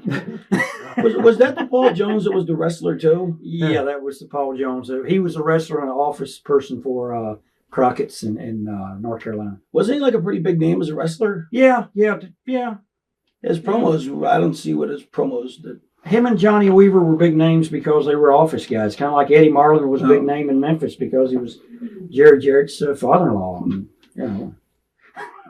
All right, here we go. Dusty Rhodes booked Ric Steiner to beat Ric Flair in 20 seconds at Starrcade 88. That sounds like a Dusty booking, yes. Yeah, no, they did something. There was something to be like that, but only if Dusty could run in. I think it was Scott was supposed to beat him or something, and then so they could break the Steiners up, or I don't know. The let's see. Superstar Billy Graham once injected Clorox on a dare. No. All right. The Superstar knew his roids. Yes. All right, let's see what we got here. Paul Bosch was doing a Jewish champion gimmick somewhere, New York perhaps. A writer from a Jewish magazine came to a show to do a profile on him. The writer wandered into the locker room after Bosch's match, saw him in the shower. Thus, the writer found out Bosch wasn't really Jewish. Gosh, that's going way back. I wasn't even born back then when Paul Bosch was wrestling. Well, Bosch was in Houston, though. Yeah, but I don't believe that. Let's see. Jimmy Snuka killed his girlfriend and played the innocent savage in front of the police while Vince did the talking. Never proven. Yeah, that's kind of Raven. She jumped off the balcony from 10 stories up. Yeah, Snuka was a great guy. Rip Rogers pulled Barry Windham's keys out of a commode filled with shit and Jack Daniels after a particularly hard night of partying with his bare hands. Yeah, absolutely. Rip would probably do that for somebody for $5. But yeah, but Rip wasn't drinking. I can promise you that. No, I think after Barry's drinking. Oh well, yeah. And Barry was known for his spray shits too.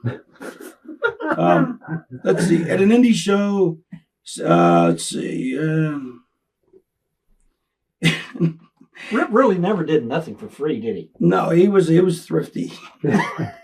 So was Colonel De Beers. Colonel De Beers was very thrifty too, but he'll tell you that he was proud of it.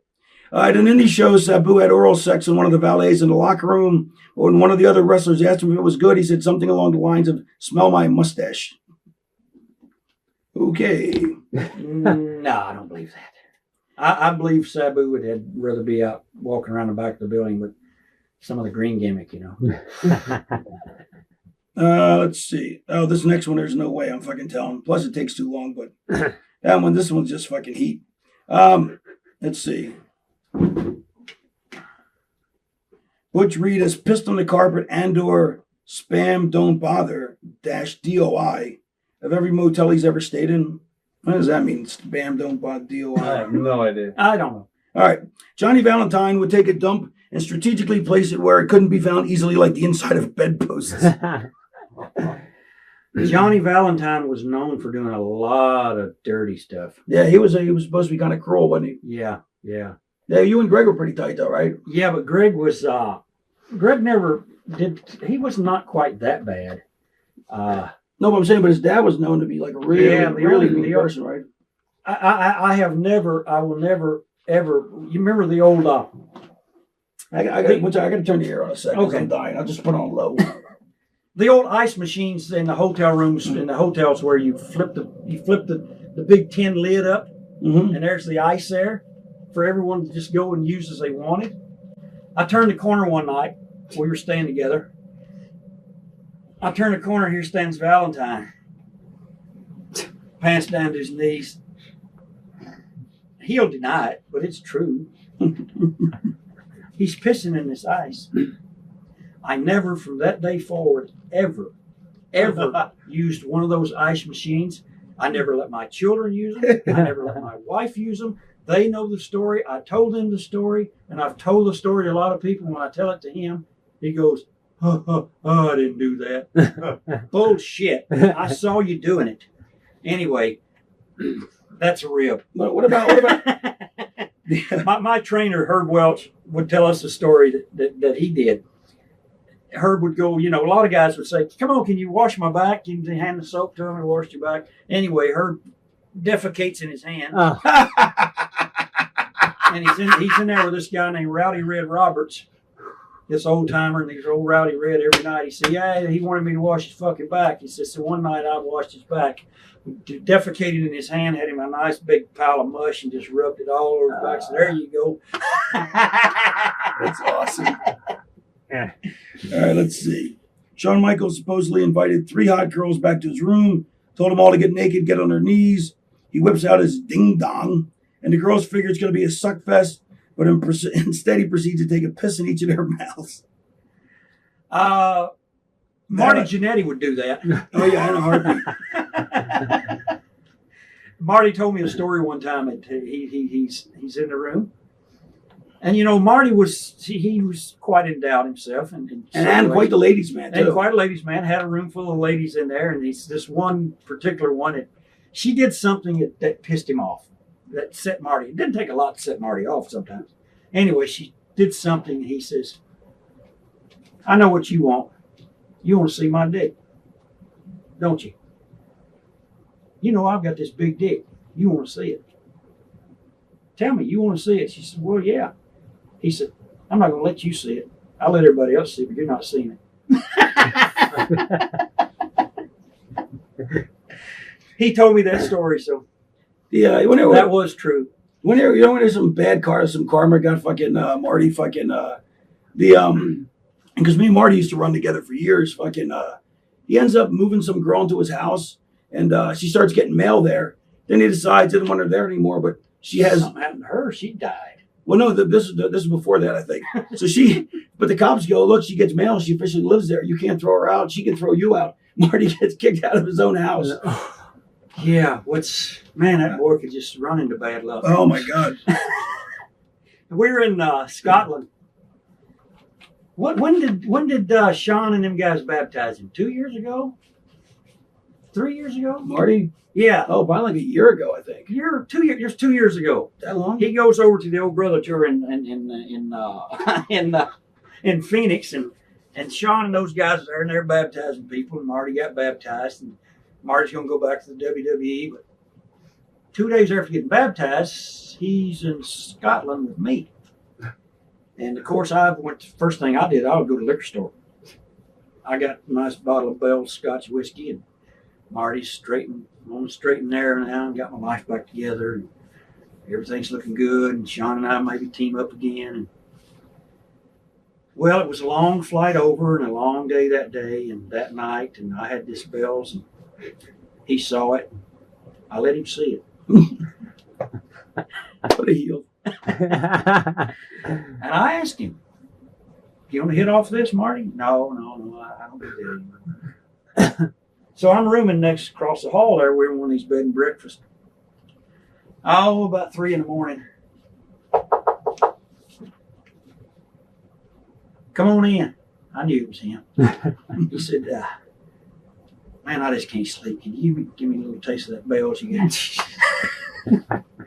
Well, I always like to help a brother out, so I gave him more than a little. I gave him a good glass. Thank you, man. I really appreciate it. I won't ask any more. I just need something. About 5 minutes. Brother, that's pretty good. Can I have a little bit more of that? Yeah, here, man. What a deal. Next day, we're up. He's going, man, I just couldn't sleep at all, and my back's killing me from that plane ride. Do you have anything I can take? I said, I'll tell you what I have. I don't even take them anymore because I stopped doing any kind of pills. I said, I've got these 222s from Canada, these codeine pills. Codeine's legal in Canada. How much codeine? It's just a small amount, but it's codeine. Anyway, I said, here, you can have all of them. I can't take them. I said, I'll take them things. I drink like that bells. If I take 3 or 4 of them, I would be sick and puking all night. He said, well, how many should I take? I said, well, if you're not going to drink, 2 or 3 is fine. He takes 2 or 3. We stopped at the liquor store. I went and got another bottle of bells. We're going to the town. He said, you think I ought to take a couple more of those? I said, well, if you're not going to drink. He took 4 more, so that's 8. Then he said, mind if I have a little bit of that bells? I said, Marty, I wouldn't do it on all that codeine. I'd be okay. Now, did you say I wouldn't do it like, I wouldn't do it? I just mentioned that it's probably not going to be a good idea. Was there a bit of a challenge in the statement? No. I mean, it was me giving him good, okay. very good advice. Very advice. good advice. So he hit that bells, and by the time we got to the town, Marty was laying in the back seat. Promoter comes over. He says, what am I going to do? Marty won't get out of the car. I said, I don't know. He said, well, how much of that fucking shit did you give him? I said, I didn't give him anything. He asked, and I gave. I handed it to him. I don't know what he did. Anyway, by the time the show started, he was hanging out of the car. Made it in, did his match. Everything was fine. Hey, brother, get any more of that bells? I said, well, I got a little bit left. I'll share it with you. That's the last time I saw Marty. Then he got picked up and went to the WWF and stayed for a little while. He's fucking hardcore. I can't how about the fact Marty's asking how much do I take? Because if anybody knows how much, yeah. I love you to death, Marty. You're a great guy. Yeah. Listen, we all got our problems. Do you really think that he found religion? Do you buy that? Temporarily. What about all the other guys? So he hit that bells. What about all the other guys? Who do you think, like Terry Taylor, I know, is totally into it because me and Terry became really close friends. But Terry's changed a lot. But the bullshit, he's still stabbing people in the back down. No, I'm telling you, he's a different guy. But that's all right. We can agree to disagree. But other than him, who do you what about the other people who found religion? Well, Greg Valentine's told me. He said, I'm doing this thing now. Well, what do you do? He said, well, I tried to stop lying, and then I quit double booking myself. I said, that's really good. I quit double booking myself. That's really good. Who's that? Just coming from the gallery. Somebody said he's so foolish. Ted DiBiase, he as much as he said bad about the WWE and what they did, how they poisoned. He had no problem going back. Had no problem going back. I mean, he backed right into that paycheck. Yeah, I love that. So anyway, I says to one of his followers, one of his disciples, one time I said, just how does Ted feel about this? How does he feel about going back and accepting this devil's payroll that he called Vince McMahon the devil? How do you feel accepting that paycheck from the devil? He's working on it. He's trying to change him from within. I read that. I read that in an interview somewhere. I'm like, oh my God. Well, obviously it didn't work. He's not there anymore. And probably because the work he does in the churches pays a lot better. It's a lot less stressful. And all I want to ask would be, Ted, have you ever looked in little church girls and little church women and think about getting on them dresses? Let's see. Okay, here's a dumb rumor. Brody was, Ted, would you fuck that preacher's wife? I would. Jake Roberts would. poor Jake. Poor Jake. Bless Jake's heart.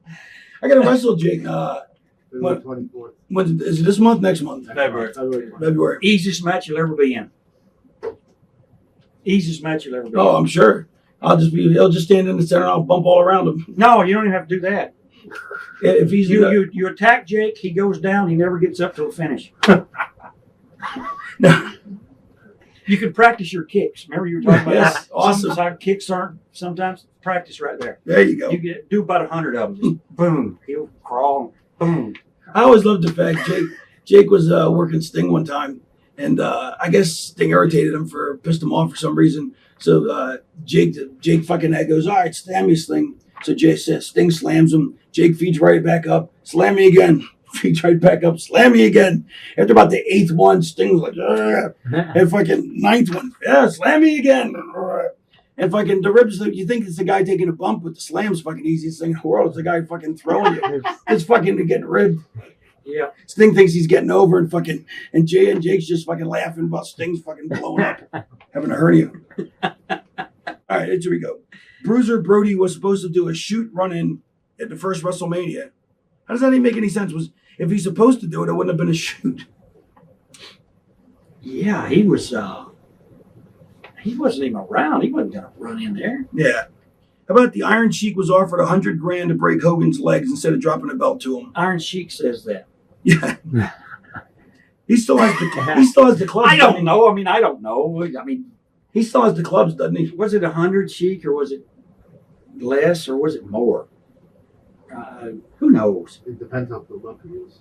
Depends on how much gimmick. You know, Daddy. Not the gimmick make me think big things. All right, this is getting. Apparently, you'll like this one. Apparently, after Lawler first arrived in the good old WWF, a lot of people disliked him for his general arrogant attitude.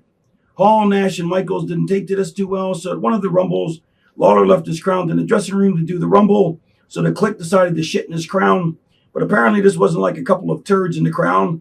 They apparently filled King's precious crown to the brim with a nice hearty Clique shit. The True, but not the Clique, Yes. from what I understand. It wasn't the Clique. It wasn't the Clique. And it continued on for quite some time until finally there was, and I wish Lawler went to Vince. I wish someone had a copy of the letter because there was a newsletter sent out. We got one time saying, do not go on interviews after eating. Make sure you brush and floss your teeth. We don't want to see food particles in people's mouth or food particles flying out. Well, goddamn, we're sitting there having dinner and they say, we need you right away. You have 2 bites and you got to run down. Anyway, we had this. I wish I had a copy of that. Yeah, But I did have a copy. I threw it away. I never thought it'd be worth money. they sent a copy of a thing going out that says no more shitting in Lawler's crown. I actually got that. I actually had that. Yes, I threw it away though. Wow. Yeah. Who knows the things you could have saved? I mean, Who was shitting in the crown? Was it the Nasty Boys? No, I don't think they were there. No. They weren't there. you know, it was. There was a lot of people. I heard a lot of rumors. Yeah, because Lawler. I guess because Lawler fucked a lot of people on payoffs supposedly in Memphis. So One of them, the rumor I heard is the one guy that's there is an agent now. So, what? Who's that? and his name came up earlier, but Who's his name? until we could, I mean, unless I have absolute honest proof, Right. I can't. Yeah. What about? I mean, it could have been me if I was there, but I wasn't there. What about? Didn't Bam Bam die today? You said. Yeah. Hear that? And Bigelow passed away. Yeah. What? Sad, Did sad any story. root? They don't know how yet. Sad story. I hate to Found hear it, that. found Yeah. the cops found him dead in the room. You know what? There was a career, man. What a Nice guy. from day one, just fucking agile big man. Boom. He Made a was fortune. now okay. When we talked earlier about guys that was big, 6'7", 6'8", 6'6", 300 pounds, muscle bodies that could do. Bam Bam was what 6'2". He was a big tall guy. It was at 6'4" probably. Yeah, maybe 6'3", 6'4", legitimate 400 pounder. Yeah. Solid. Could do all those flips. Was agile. Had that motion. Yep. And could do just tremendous things. But Bam Bam learned how to work like a big man. Yeah. As opposed to Vader, who never learned how to work like a big man. Yeah.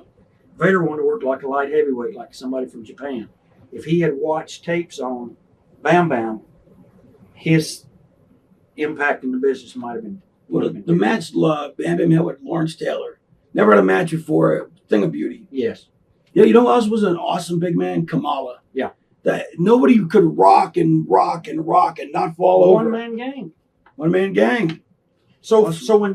when some junior heavyweights tells me, "Oh, I can't do motions with my arm," I said, "Watch tapes of the one man gang. Watch Kamala." They actually say that? Yeah, these guys say, "Well, I'm not very good with animation with my body or shaking my hair." Go watch the game. Go watch him. I mean, the stuff he did, and here's a guy that was 500 pounds at one time. Yeah. And he was married to like a little 4-foot girl, wasn't he, too? Yeah. Nice family, Yeah, nice great. people. Yeah, he was a nice guy. Yeah. Really nice guy. And what a great look, too. You know what I mean? Just look like guy you don't want to meet in the alley. First guy with the tattoos in the head. Yeah. And then I see Bam Bam. Yeah. Then Bam Bam tells me one time we're talking on an independent show, he says, "Can you believe these WWF sent me a legal letter saying that I got to remove my tattoos because they own that look?" I said, "Yeah. They told me I can't have black hair and sideburns." It's awesome. They're morons. Okay, how about this? Matt Stryker had a 3-way with Mace and Buff E backstage at a Japan showing. Who's Mace and Buff? Christopher Street. What's that? The, I don't think person- Honky would know who those guys are. Oh. You know who they are, though. I know Stryker, I think. the little gay Puerto Rican tag team on Goodman shows. That they do the What's kids. that? They do Yeah. the was good. That's not true. No, All that's right. not true. Taka fucked Sonny while Candido watched. Well, Candido probably didn't watch. Poor Chris. Bless his heart. Whatever their relationship was, I would have to say he probably was the most unjealous person, obviously, in the world, Yeah. or the most forgiving, Or he must have been into it or something. yeah, whatever it was different. Yeah. And I think if other people could accept each other's shortcomings or their things that their mind goes through, or the word I'm trying to say is maybe their fantasies they want to live. If we could all accept that within our people that we're close to, wouldn't we have a great relationship? Because I thought Chris and Sonny had a great relationship, and just terrible about him. Yeah, Chris was such a wonderful guy. I mean, not a bad bone in his body. And the thing was, to have a ring injury and then end up dying from it. and he was so, and you know what? He was so finally starting to turn the corner on the addiction. You know what I Yes. mean? Like Yeah. Terrible. Terrible. Yeah, me and him go all the way back, and it's just a shame. And it's just, it's just a shame that Good guys sometimes finish last, yeah. or they die first. All right. Here's Jake Roberts will live forever. yeah. So Lamb will not. And Kevin Von Erich. All right. Jushin, who's it? Okay, I'm going to bet neither one of us knows the answer to this. Jushin Liger likes to loan out his wife to folks like Sasuke, Taka, and Hayabusa. He may also like to watch. How would anybody even know? Well, that's a Japanese thing, and I tell you, I've watched some of that Japanese porn, and it's like sadistic. I was watching this one thing. I sent it to Dory Jr., because only Dory could appreciate this because he spent so much time in Japan. Anyway, they had this guy, and he's tied up. He had his clothes on, and these Japanese girls, like Japanese schoolgirls, they were lined up, and each one of them would run up and kick him right in the nuts. Oh. And they did this for like 10 different girls did it until the guy was just falling over. You got a copy? So I sent it to Dory. I said, "No wonder you like Japan so much." He never responded because I'm probably sure that he didn't want his wife Marty to see that. But anyway, she probably would have enjoyed watching it. Only if it could. I wish it would have been Terry taking those shots. But the thing is, they couldn't show any nudity. They don't show any. They show no penetration. It was so sadistic though that this was going on. That they lined up and it was on YouTube or something. It's where someone sent it to me. Said you got to see this. It's kind of like I get all my stuff from Luke the Bushwhacker and Butch the Bushwhacker. They send it to me, and that's how I got the Britney naked. Yeah, but that's not actually Britney though. It turned out it was Bullshit. No, it turns out that was exposed. It turned out it was some fucking. I'm sorry to burst the bubble, and it broke my heart too. Bullshit. It turned out it was some fucking lookalike. Yeah, it was actually. Seriously, I'm telling you. That was her. All right, Buff Bagwell broke into wrestling by blowing Burt Prentice. Then Ronnie P. Gossett paid to blow Bagwell. Ronnie P. Gossett has done a lot of things in his career. Buff, no, not involved in that. No, but that rumor goes back a long way. But that's not. I don't think so. But Burt Prentice is he's well known with what he does. Well, him and Ronnie don't like each other because it's like a bunch of old queens fighting now. Yeah. Ronnie P. is the funniest man in the business. Gaff yourself, you idiot. This is Ronnie P. Gossett, you idiot. Where they brought him in WWE one time. Yeah, with Jeff. He was freaking hilarious. He sold Nick Goulas's territory once. Yeah. I didn't even own it.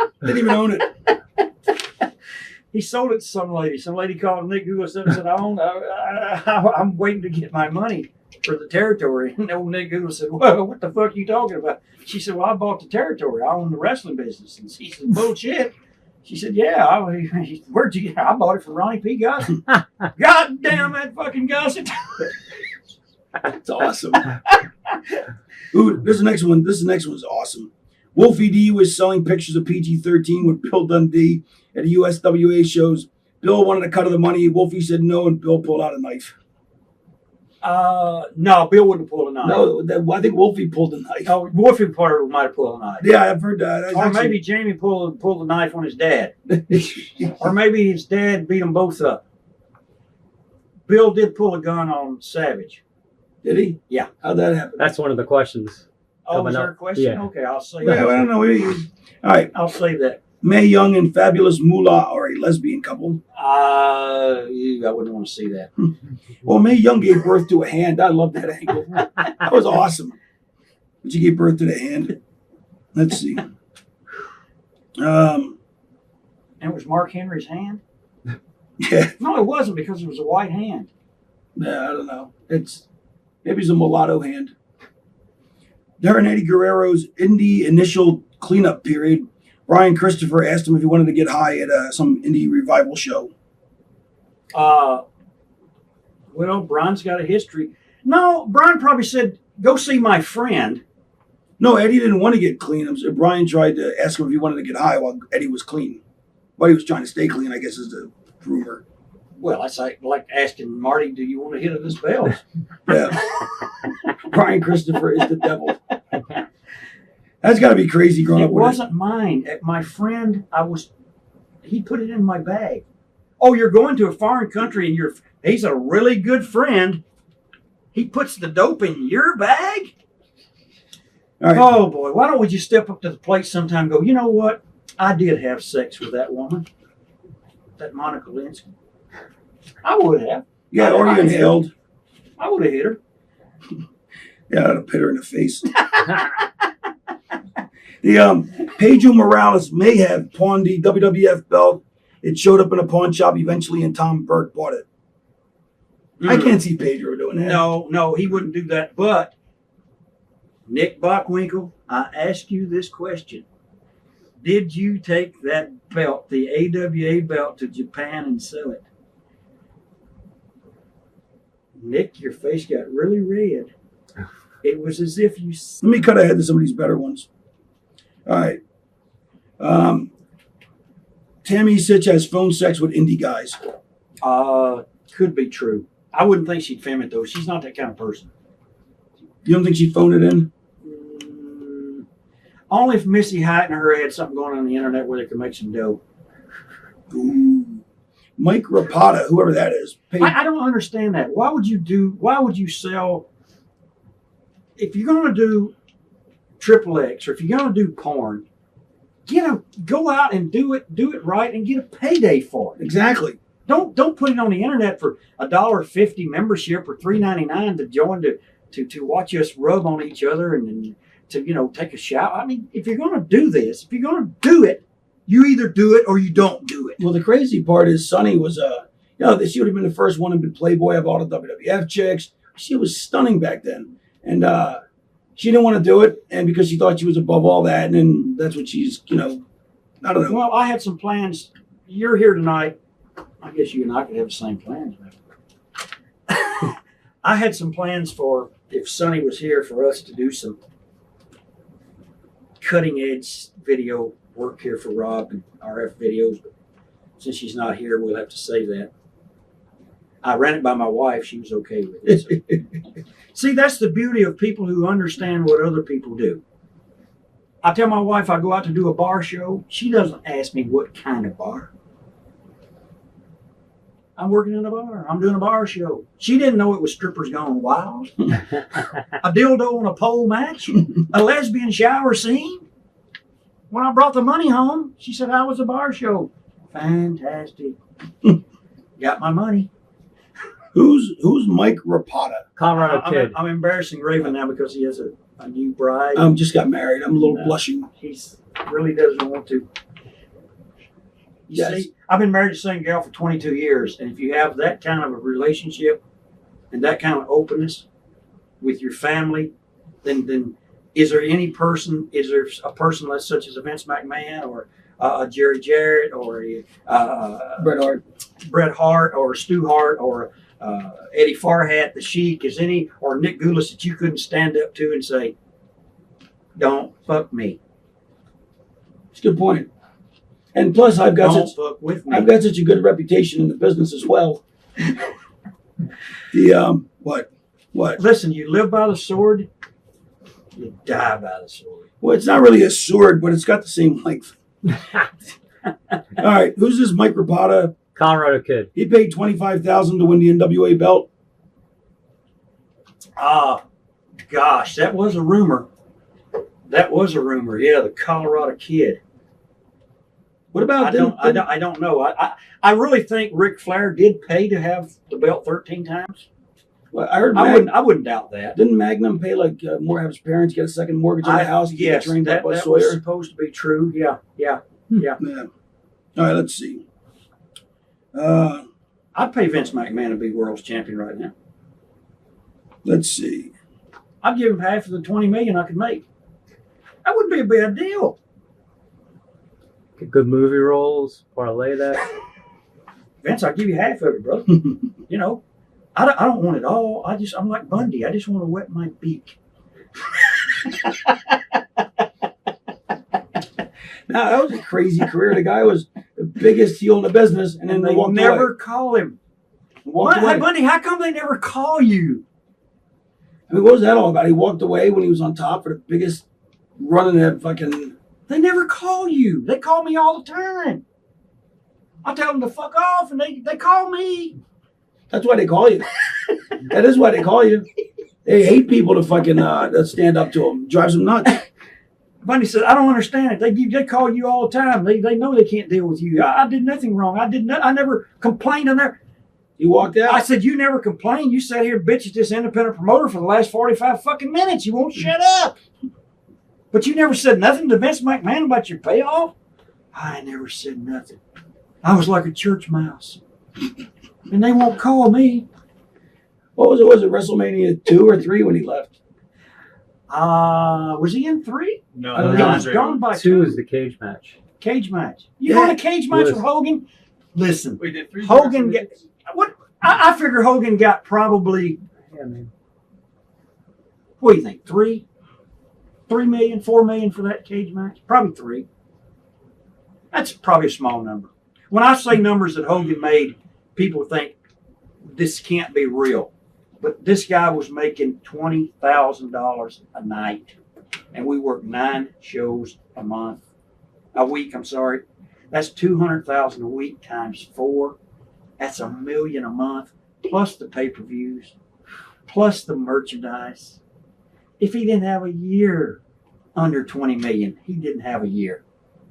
And that went on for 10, 15 years. It's hard for people. People think Austin. Do you think he Rocky. should have got insured, like healthcare, like a union for the boys, and done something like to stand why up? would he risk 20 million a year to help us? Well, after so much money, I mean, you can only have so much. Right. How many steaks can you eat in one day? Well, I'm just saying. I mean, don't you think that at some point somebody should have done something for the rest of us? I've always said it should have been at least, if nothing else, a profit sharing. If you've been with a company for, let's say, 15 months, 16 months, 2 years. If you've been there 2 years, you should share in the profits of all the merchandise sold on all the restaurants. Except Vince would let you go after 23 months. Right. Nobody would have a 2-year run then. Right. All right, here we go. Let's see. Kevin Von Erich once I'm glad you paid. said that instead of me, because they want me for the Hall of Fame. They wanted me for the Hall of Mirrors. Kevin Von Erich once paid a hooker to break in a then 11-year-old Chris Von Erich. Supposedly, Chris even cried during the act.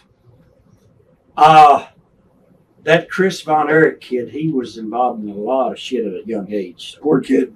Yeah. Kurt Hennig supposedly was one of those who shit in Lawler's crown.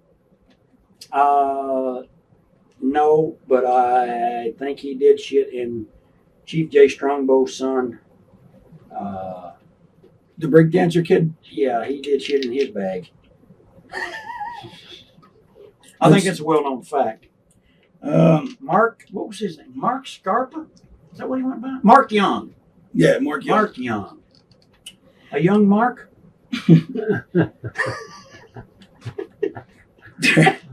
They also superglued the Halliburton so that he couldn't get it open for like a couple of days. So But it was nasty. my favorite was when X-Pac, when he came in, when he was a 1, 2, 3 kid. So they shaved his eyebrows.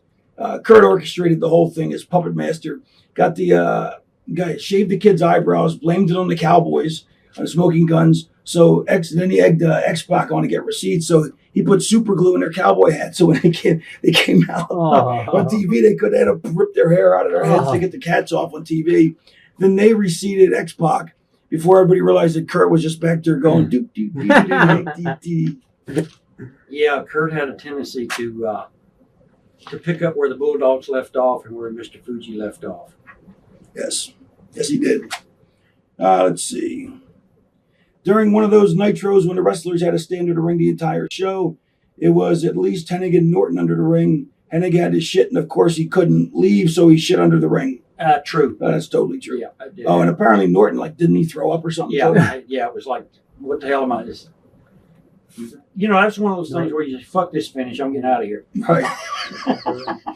It's a shitty finish. Bill Watts pissed out of his tower at Turner under the parking lot. True story. During the Gold Club investigation, Bischoff admitted that he enjoyed watching his wife and one of the strippers get it on in the hotel room. Supposedly true, yeah. Sheik Adnan Al-Casey described seeing Andre screwing like a lion raping a rabbit. Probably true. Yeah. This isn't not on the list. This isn't on the list, but it's true. Andre the Giant stuck his thumb up Buddy Rose's ass. But he was actually proud of that. Yeah. Buddy had this thing he called the black hole or the bat cave. The Bat Cave. No, that was Bastion. Bobby Heenan named it. It was a Bastion Booger. But he would sit on the guy with his big hairy fucking balls and ass. Let's see. Uncle Elmer did like midgets though. Uncle Lawler? Yeah. 7'4" hillbilly. Had a midget girlfriend. Yeah. And he also sold broken Rolexes. Broken Yeah. fake Rolexes. Yeah. He'd come to the show, the TV. He'd go want to buy a Rolex, tell you a fake Rolex for $35, and then he would leave, and before the taping ended, it was broken. This guy's sitting in the lobby of the Hiltons and the Marriotts and the finest hotels, and Vince is flying around in a Learjet, and he's selling $35 fake fucking Rolexes. Yeah. Vince loved those hillbilly gimmicks. Oh, it's fucking rotten. I fucking hated them gimmicks. He's even brought one of them back. Who's back? Godwin?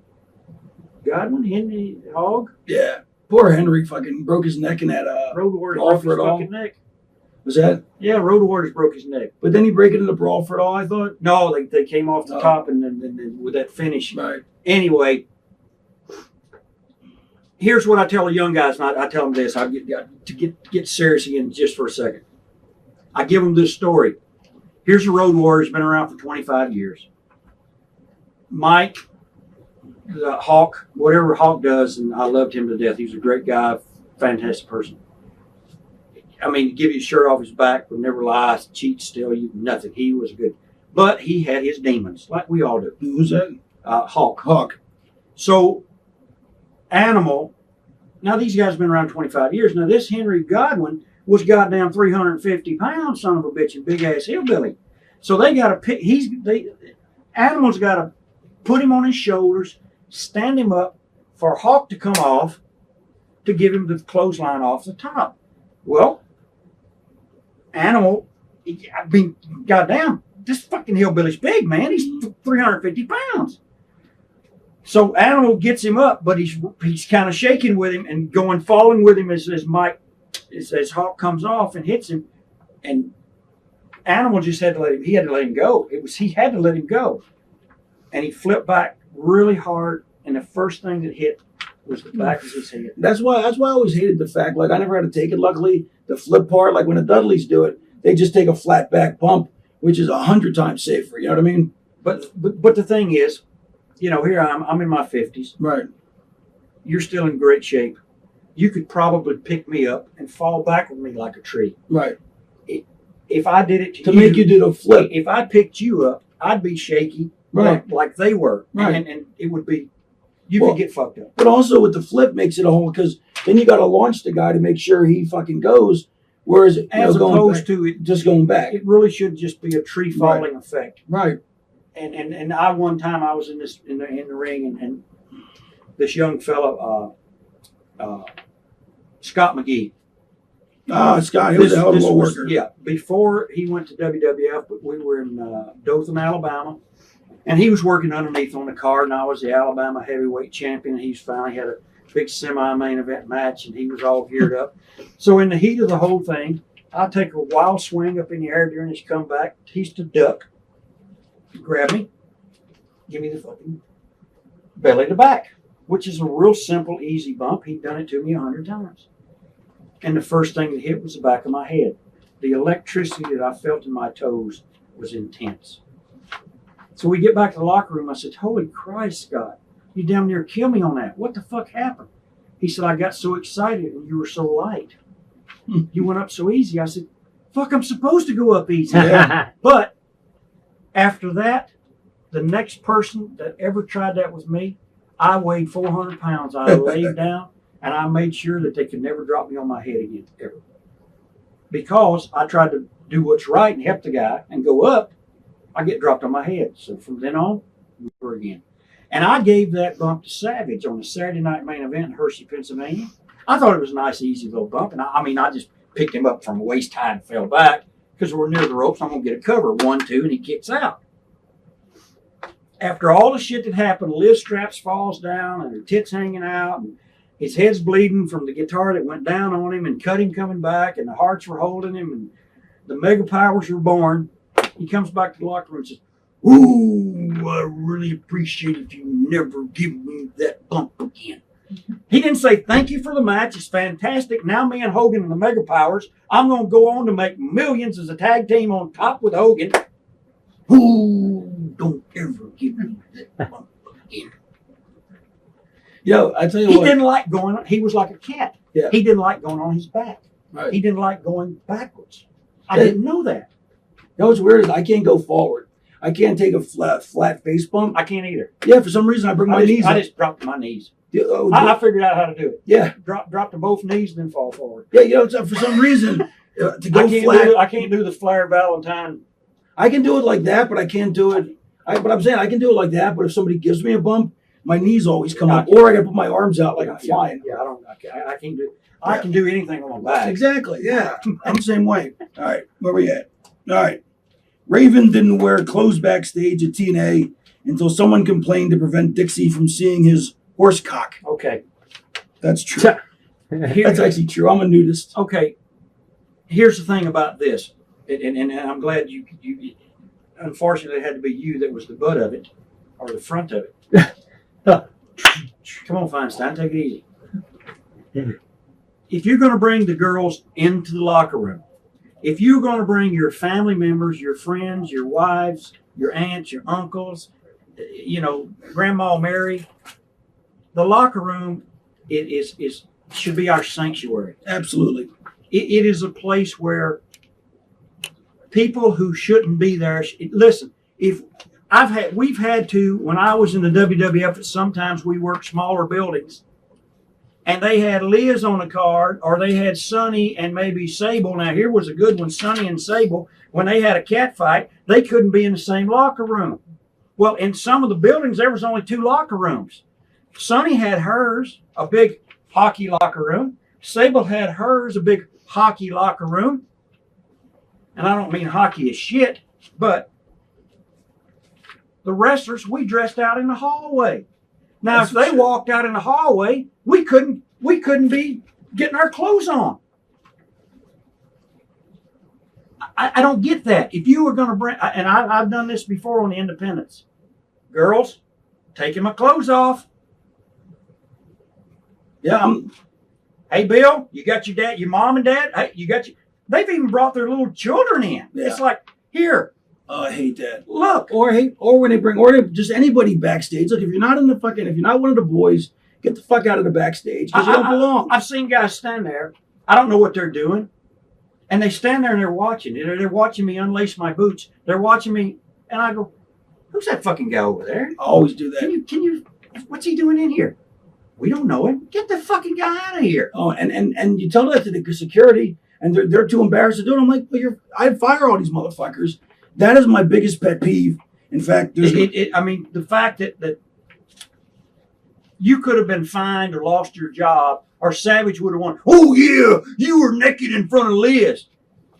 There's another one of these rumors too. Liz walks down the hallway and we're all getting our clothes off and we're naked, or the Nasty Boys in London. He's walking down the hallway at the airport and he goes, cuts a big fart. He don't know Liz is behind him.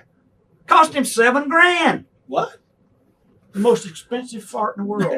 Wow. There's another one that says me and Austin used to be pretty close friends. We still are good friends. I mean, he had me. He made sure that that they got a hold of me to talk, to interview me for his book.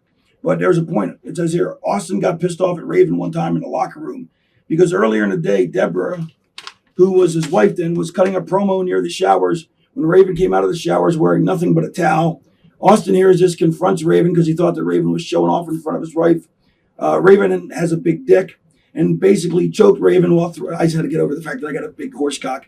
And basically choked Raven while threatening him verbally, blah, blah, blah. Austin, when he found out, but when Raven said he didn't know she was there, Austin apologized and understood because he was very protective of Deborah. The very point I just tried to make.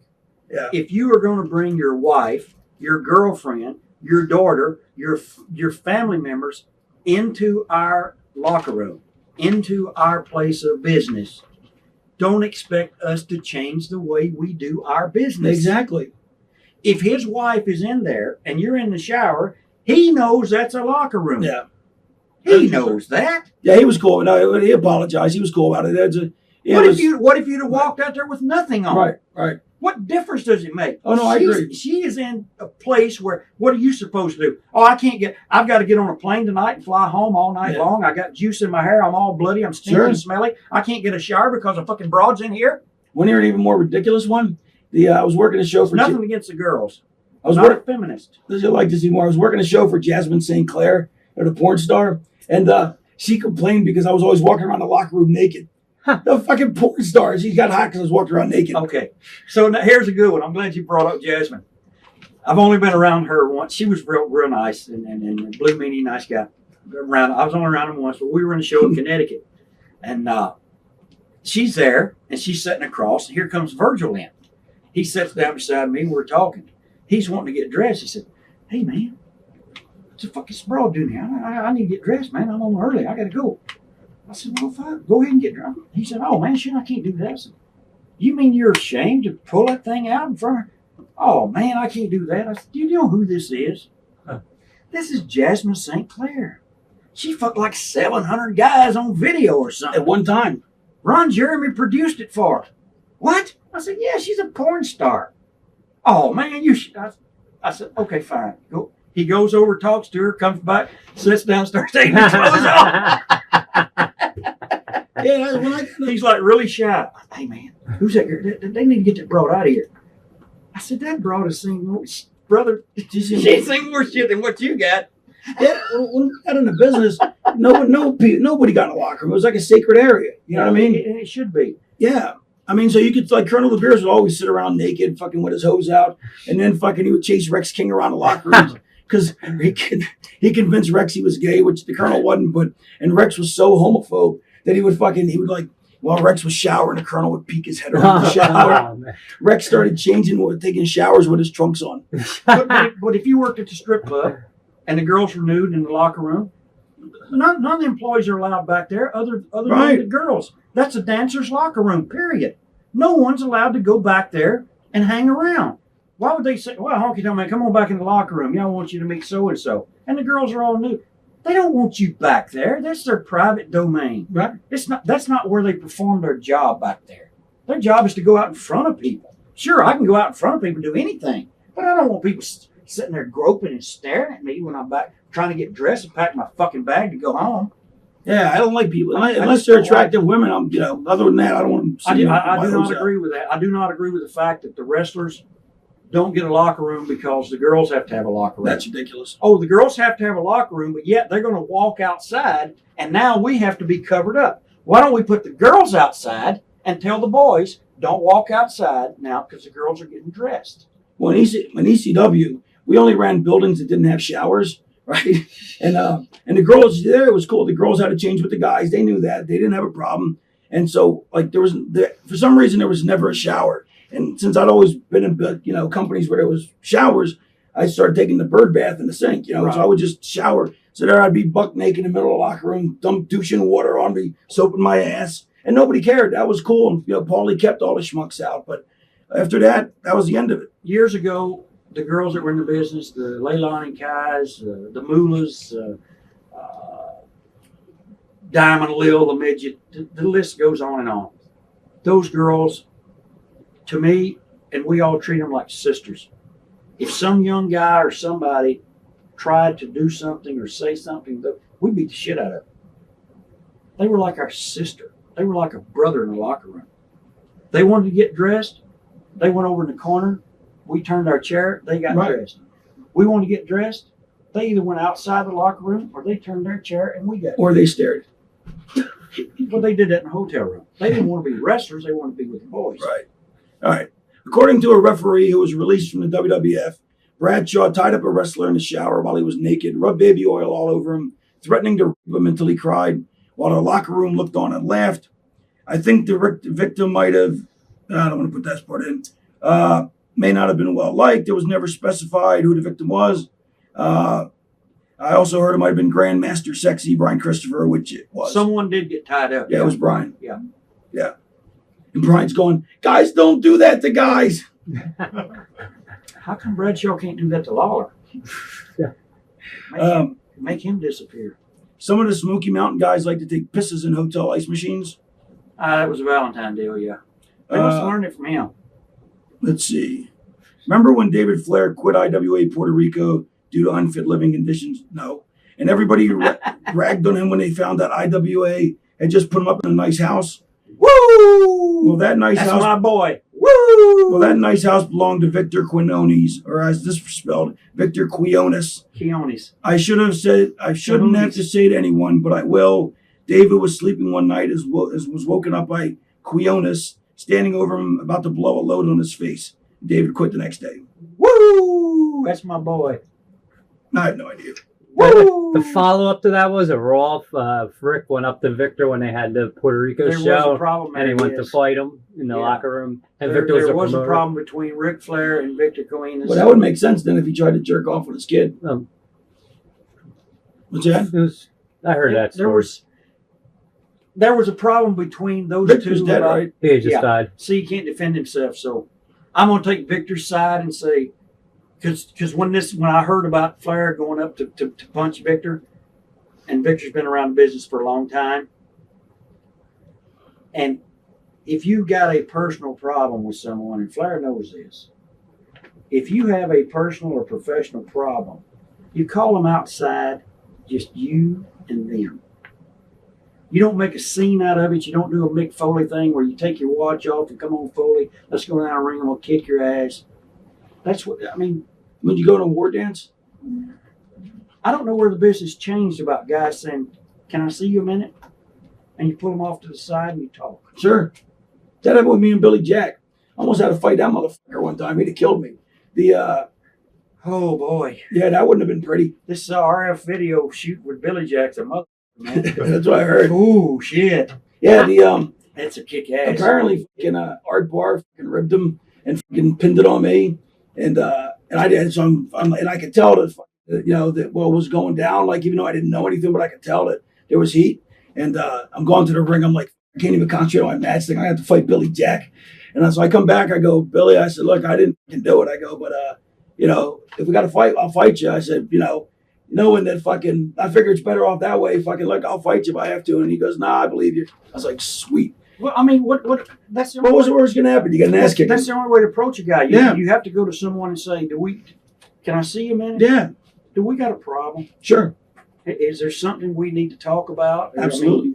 I mean, is this thing gonna go further than right What here? about the current Coco thing? Were you there for that? No. You heard about it, though, right? I heard bits and pieces. Because Stan Lane, when we were up in WWF, we were both producers on Raw fucking years ago. He was telling me the story because they were the Fabs then, and I guess the main thing I remember about the story was Kern and Coco started going at it, and Coco thought he was going to do a job. Like his Kern had a reputation, and all of a sudden Coco starts winning, and like Stan said he had this look on his face like, I'm winning, and started pounding the crap out of Kern or something. But I mean, do you know anything about it or the other side of the story? Or? No, I never heard about that one. The one I know about Coco was the fact that him and Duggan had a problem. And here's Coco, and now he's going to pick on Hacksaw Jim Duggan. Oh! Duggan's not some guy you really want to pick on. Sure. I mean, he's Duggan's a nice, easygoing guy, but when you rough his dander, buddy.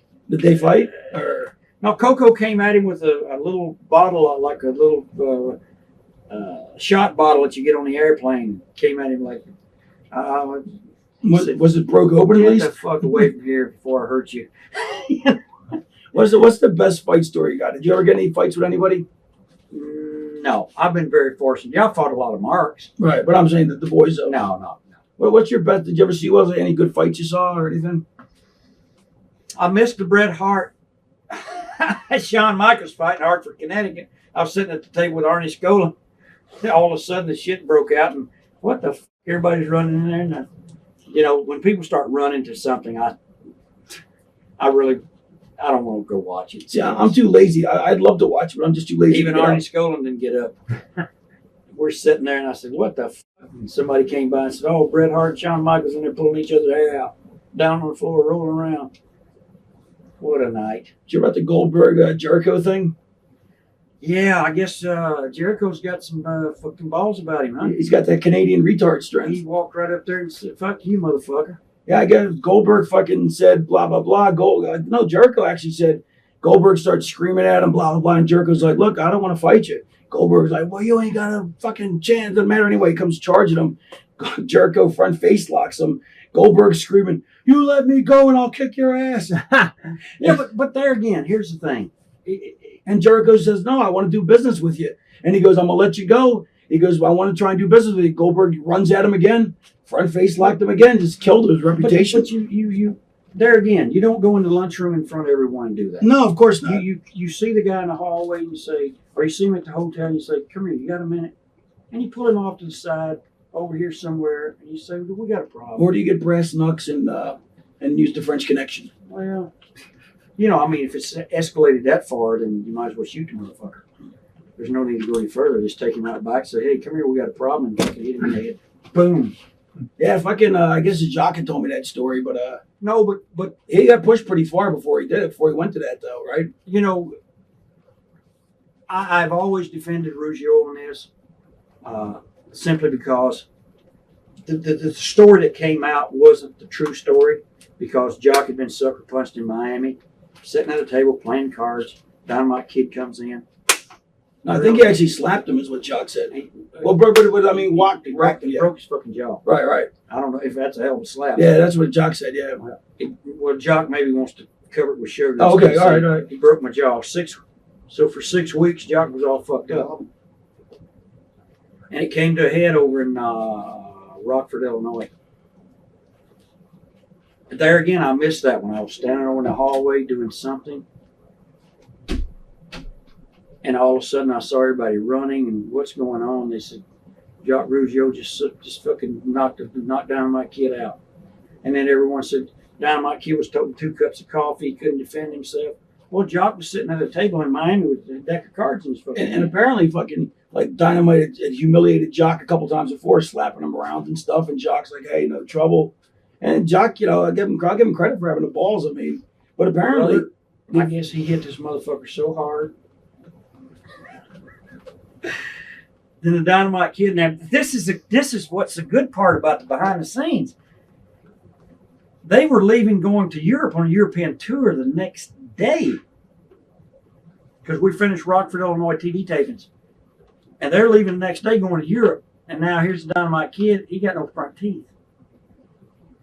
Here's this cocky little bulldog who said he slapped me and made me cry.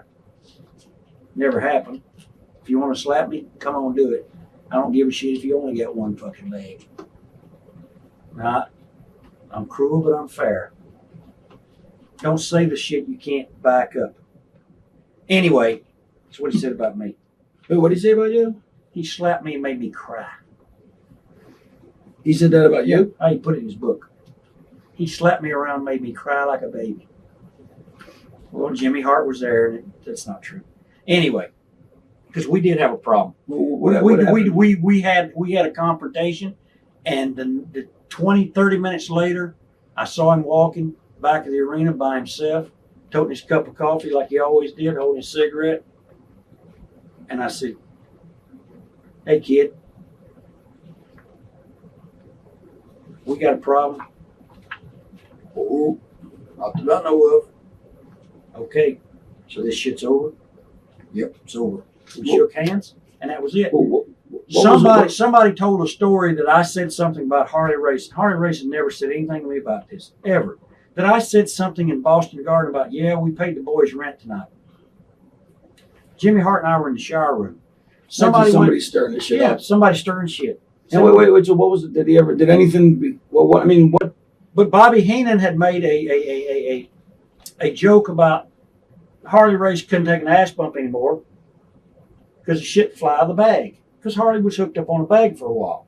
Bobby Heenan made that joke, not me. I never even repeated it to anyone. Right. Except now. And it wasn't, it's something I wouldn't do to disrespect Harley Race. Right, of course Harley Race not. never asked me about it because he knows I didn't do it. Right. But anyway, it was something about, the Honky Tonk Man Jimmy Hart was in the Boston Garden taking a shower saying, "We paid the boys rent tonight." No. What was said was, "Well, Jimmy, at least we got our rent paid tonight because it's a sold out show. So we made money." Right. It had nothing to do. We paid the boys rent. Right. So the next day on a plane, kid walked by. "You paid the fucking boys rent, eh?" And that went on for about 2 weeks. And now he would get drunk. He was an Englishman. Normal. If you ever go to England, if anybody's ever been to England, or if you're English people watching this, you know what I'm saying. You English people. He was a little Napoleon, and Napoleon was French. But anyway, most Europe, they're all alike in Europe. Most English people were small people in some of the old buildings in England. The doors are only this tall. But anyway, he was trapped in this complex, I suppose, of being this small guy, and strutted around, showing his weight, and doing ribs, sucker punching people. And people were afraid of Dynamite Kid. Now here was a guy 10 years before that who weighed $130. You see what I'm saying? $120. You ever seen pictures of him when he was young? Yep. This fucking kid maybe weighed 85 pounds, soaking wet. Well, you get a little juice in you. I hate fucking bullies. There's nothing worse than bullies. So he turned into a bully, and he bullied people, and Vince let him bully him. Vince let him. Vince loves that shit. Vince never sent a note out and said, "Okay, you no more ribbing, no more shitting in nobody's bags, or no more crowns." But he let these guys go and go and go. Listen, they terrorized Terry Taylor. Terrorized him. I can promise you this: when you said Terry's a devout Christian man right now, I don't know if it's in his heart to forgive the Dynamite Kid. He already has. Trust me. I hope he did. Trust me. He carried that on his back for a long time. They terrorized that boy. Cut his clothes up, did shit to him, 40 below zero, cut his pants, coat. That's not real. That's destroying someone's Yeah, that's property. bullshit. Nah, he So bullshit. anyway, the kid. Oh, let me just say, and the worst thing is at that point you go, you want to fight him, and then they go, and then you can't fight him because then they're like, oh, what, you can't take a rib? You know what I mean? So it's the double thing. You're fucked either way. You're fucked. So you just have to rib him back. So he comes in the locker room. He'd been in the bar all day that day. I forget where we were, Louisville or we were somewhere up north. He had been in the bar like 10 in the morning because I went past the place at 10 in the morning. He was there at 2 in the morning when I left the bar. He was sitting there drinking and smoking and drinking. He's back in there at 10 in the morning. Like the English people they drink beer and smoke cigarettes at 10 in the morning. Then when the bar opens at 10, they start drinking. If they're not working, they drink beer, hot beer, all day long. Even if they are working. So then he shows up and he's all fucked up. But old Jay Strongbow quickly exited the locker room, so he knew what was going on. So Kid tells Jimmy Hart, "Get out of here, Hart. I want to talk to this fucking prick." So Jimmy, "Oh, okay." Just floating, baby. Just floating. But Jimmy stands outside because he knows, Right. because he saw me, If he's got to come in, he'll be there. when Savage said, Pedro Morales came one night with Troy, New York, says, "Oh, Jimmy, Savage, he's real upset. He want to see you right now about that match." I said, "Sit down, Jimmy. I'll take care of this motherfucker." I went straight to the locker room, pushed the fucking door open, said, "You got a problem?" And he went nuts. "Oh, yeah, problem. Yeah, I got a fucking problem. Yeah." And I sat down, and for 20 minutes, I watched this fucking goofy guy. Jimmy Hart will tell you today, "Hey, Honky Tonk Man went there. I didn't give a shit. I didn't care what he was going to do." Same way with Dynamite Kid. He starts screaming and cursing, "You fucking asshole." And we've been in Calgary, like I said about Right, Calgary, sure. as a brotherhood. Right. And 3 tours, right? For 3 tours in the cold, frozen tundra together. And now he's cursing and screaming at me. I think it was jealousy because I was Intercontinental Champion. The greatest Intercontinental Champion. Yeah, okay, stir it up. He'll kill you. So he's screaming and cursing. And I sat down and I watched this guy go off on his drunken whatever he was saying. And I said, "Kid, what the fuck is the matter with you? Why'd you say that shit about Harley?" I said, "I never said anything about Harley Race. Bobby Heenan said that. He's the one started that shit. I never even repeated it because I thought it was a sick fucking joke." And that it all ended that way. But then I saw him about 20 minutes later. It's like I said, "Do we still have a problem?" And he said no. And it was never ever mentioned again. That was the whole thing? Never mentioned. Until he writes a book and says he carried me in the locker room and slapped me and I was crying. Listen, you might be a tough little fucking Englishman, all jacked up on steroids and all drunk. But if you just slapped me, the only crying would have been when I put my foot in your ass. And you'd have been crying for the doctor to fucking get that out of you. Yeah. Jimmy Hart was there and he heard the whole thing and he knew it didn't happen. Fucking, it's funny how karma That's fucking how works. stories happen. You know what I mean? So anyway, I got a lot of heat. Listen to this. Okay. I got a lot of heat. I was over in England, and somebody said, "Dynamite Kid said this, this, and this." I said, "You know what? Whatever happened to Dynamite Kid, he got what was coming to him.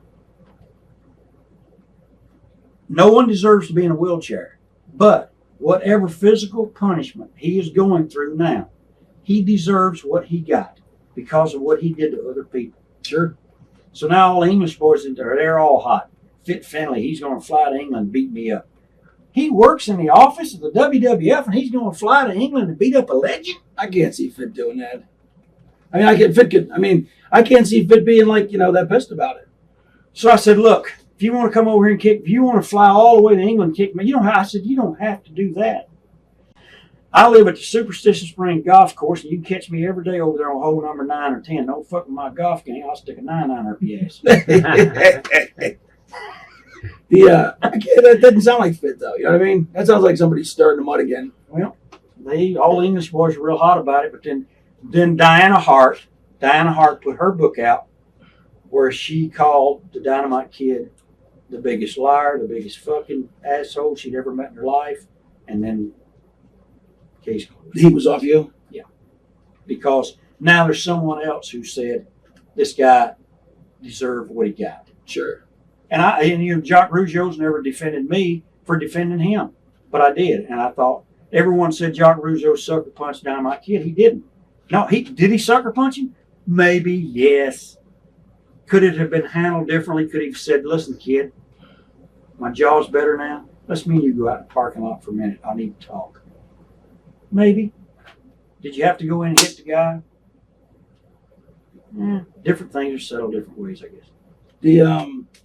That's that story. Forget that. Well, what's funny? It's like, look at Fritz von Erich. You know what I mean? Like, from all the abuse, and everything he put through, and then, it's tragic about his kids dying, his wife leaves him, but karma's karma. It gets fucking everybody, Yeah.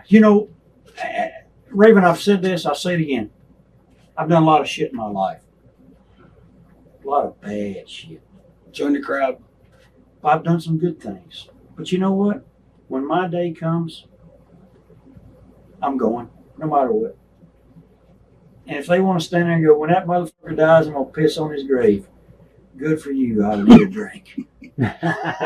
Hope they drink a lot of beer first. I don't care. I don't care what people say about me when I'm gone. I'm not going to be here to hear it. I don't give a shit. I don't care what you say about me when I'm alive. At least if you're talking about me, you're thinking about me. That means I'm on your mind. I'm on your mind for what reason? Why? Because you're the greatest Intercontinental Champion of all time. Ladies and gentlemen, that's the end of Volume 1. Watch thousands of exclusive shoot interviews right now on TitleMatchNetwork.com.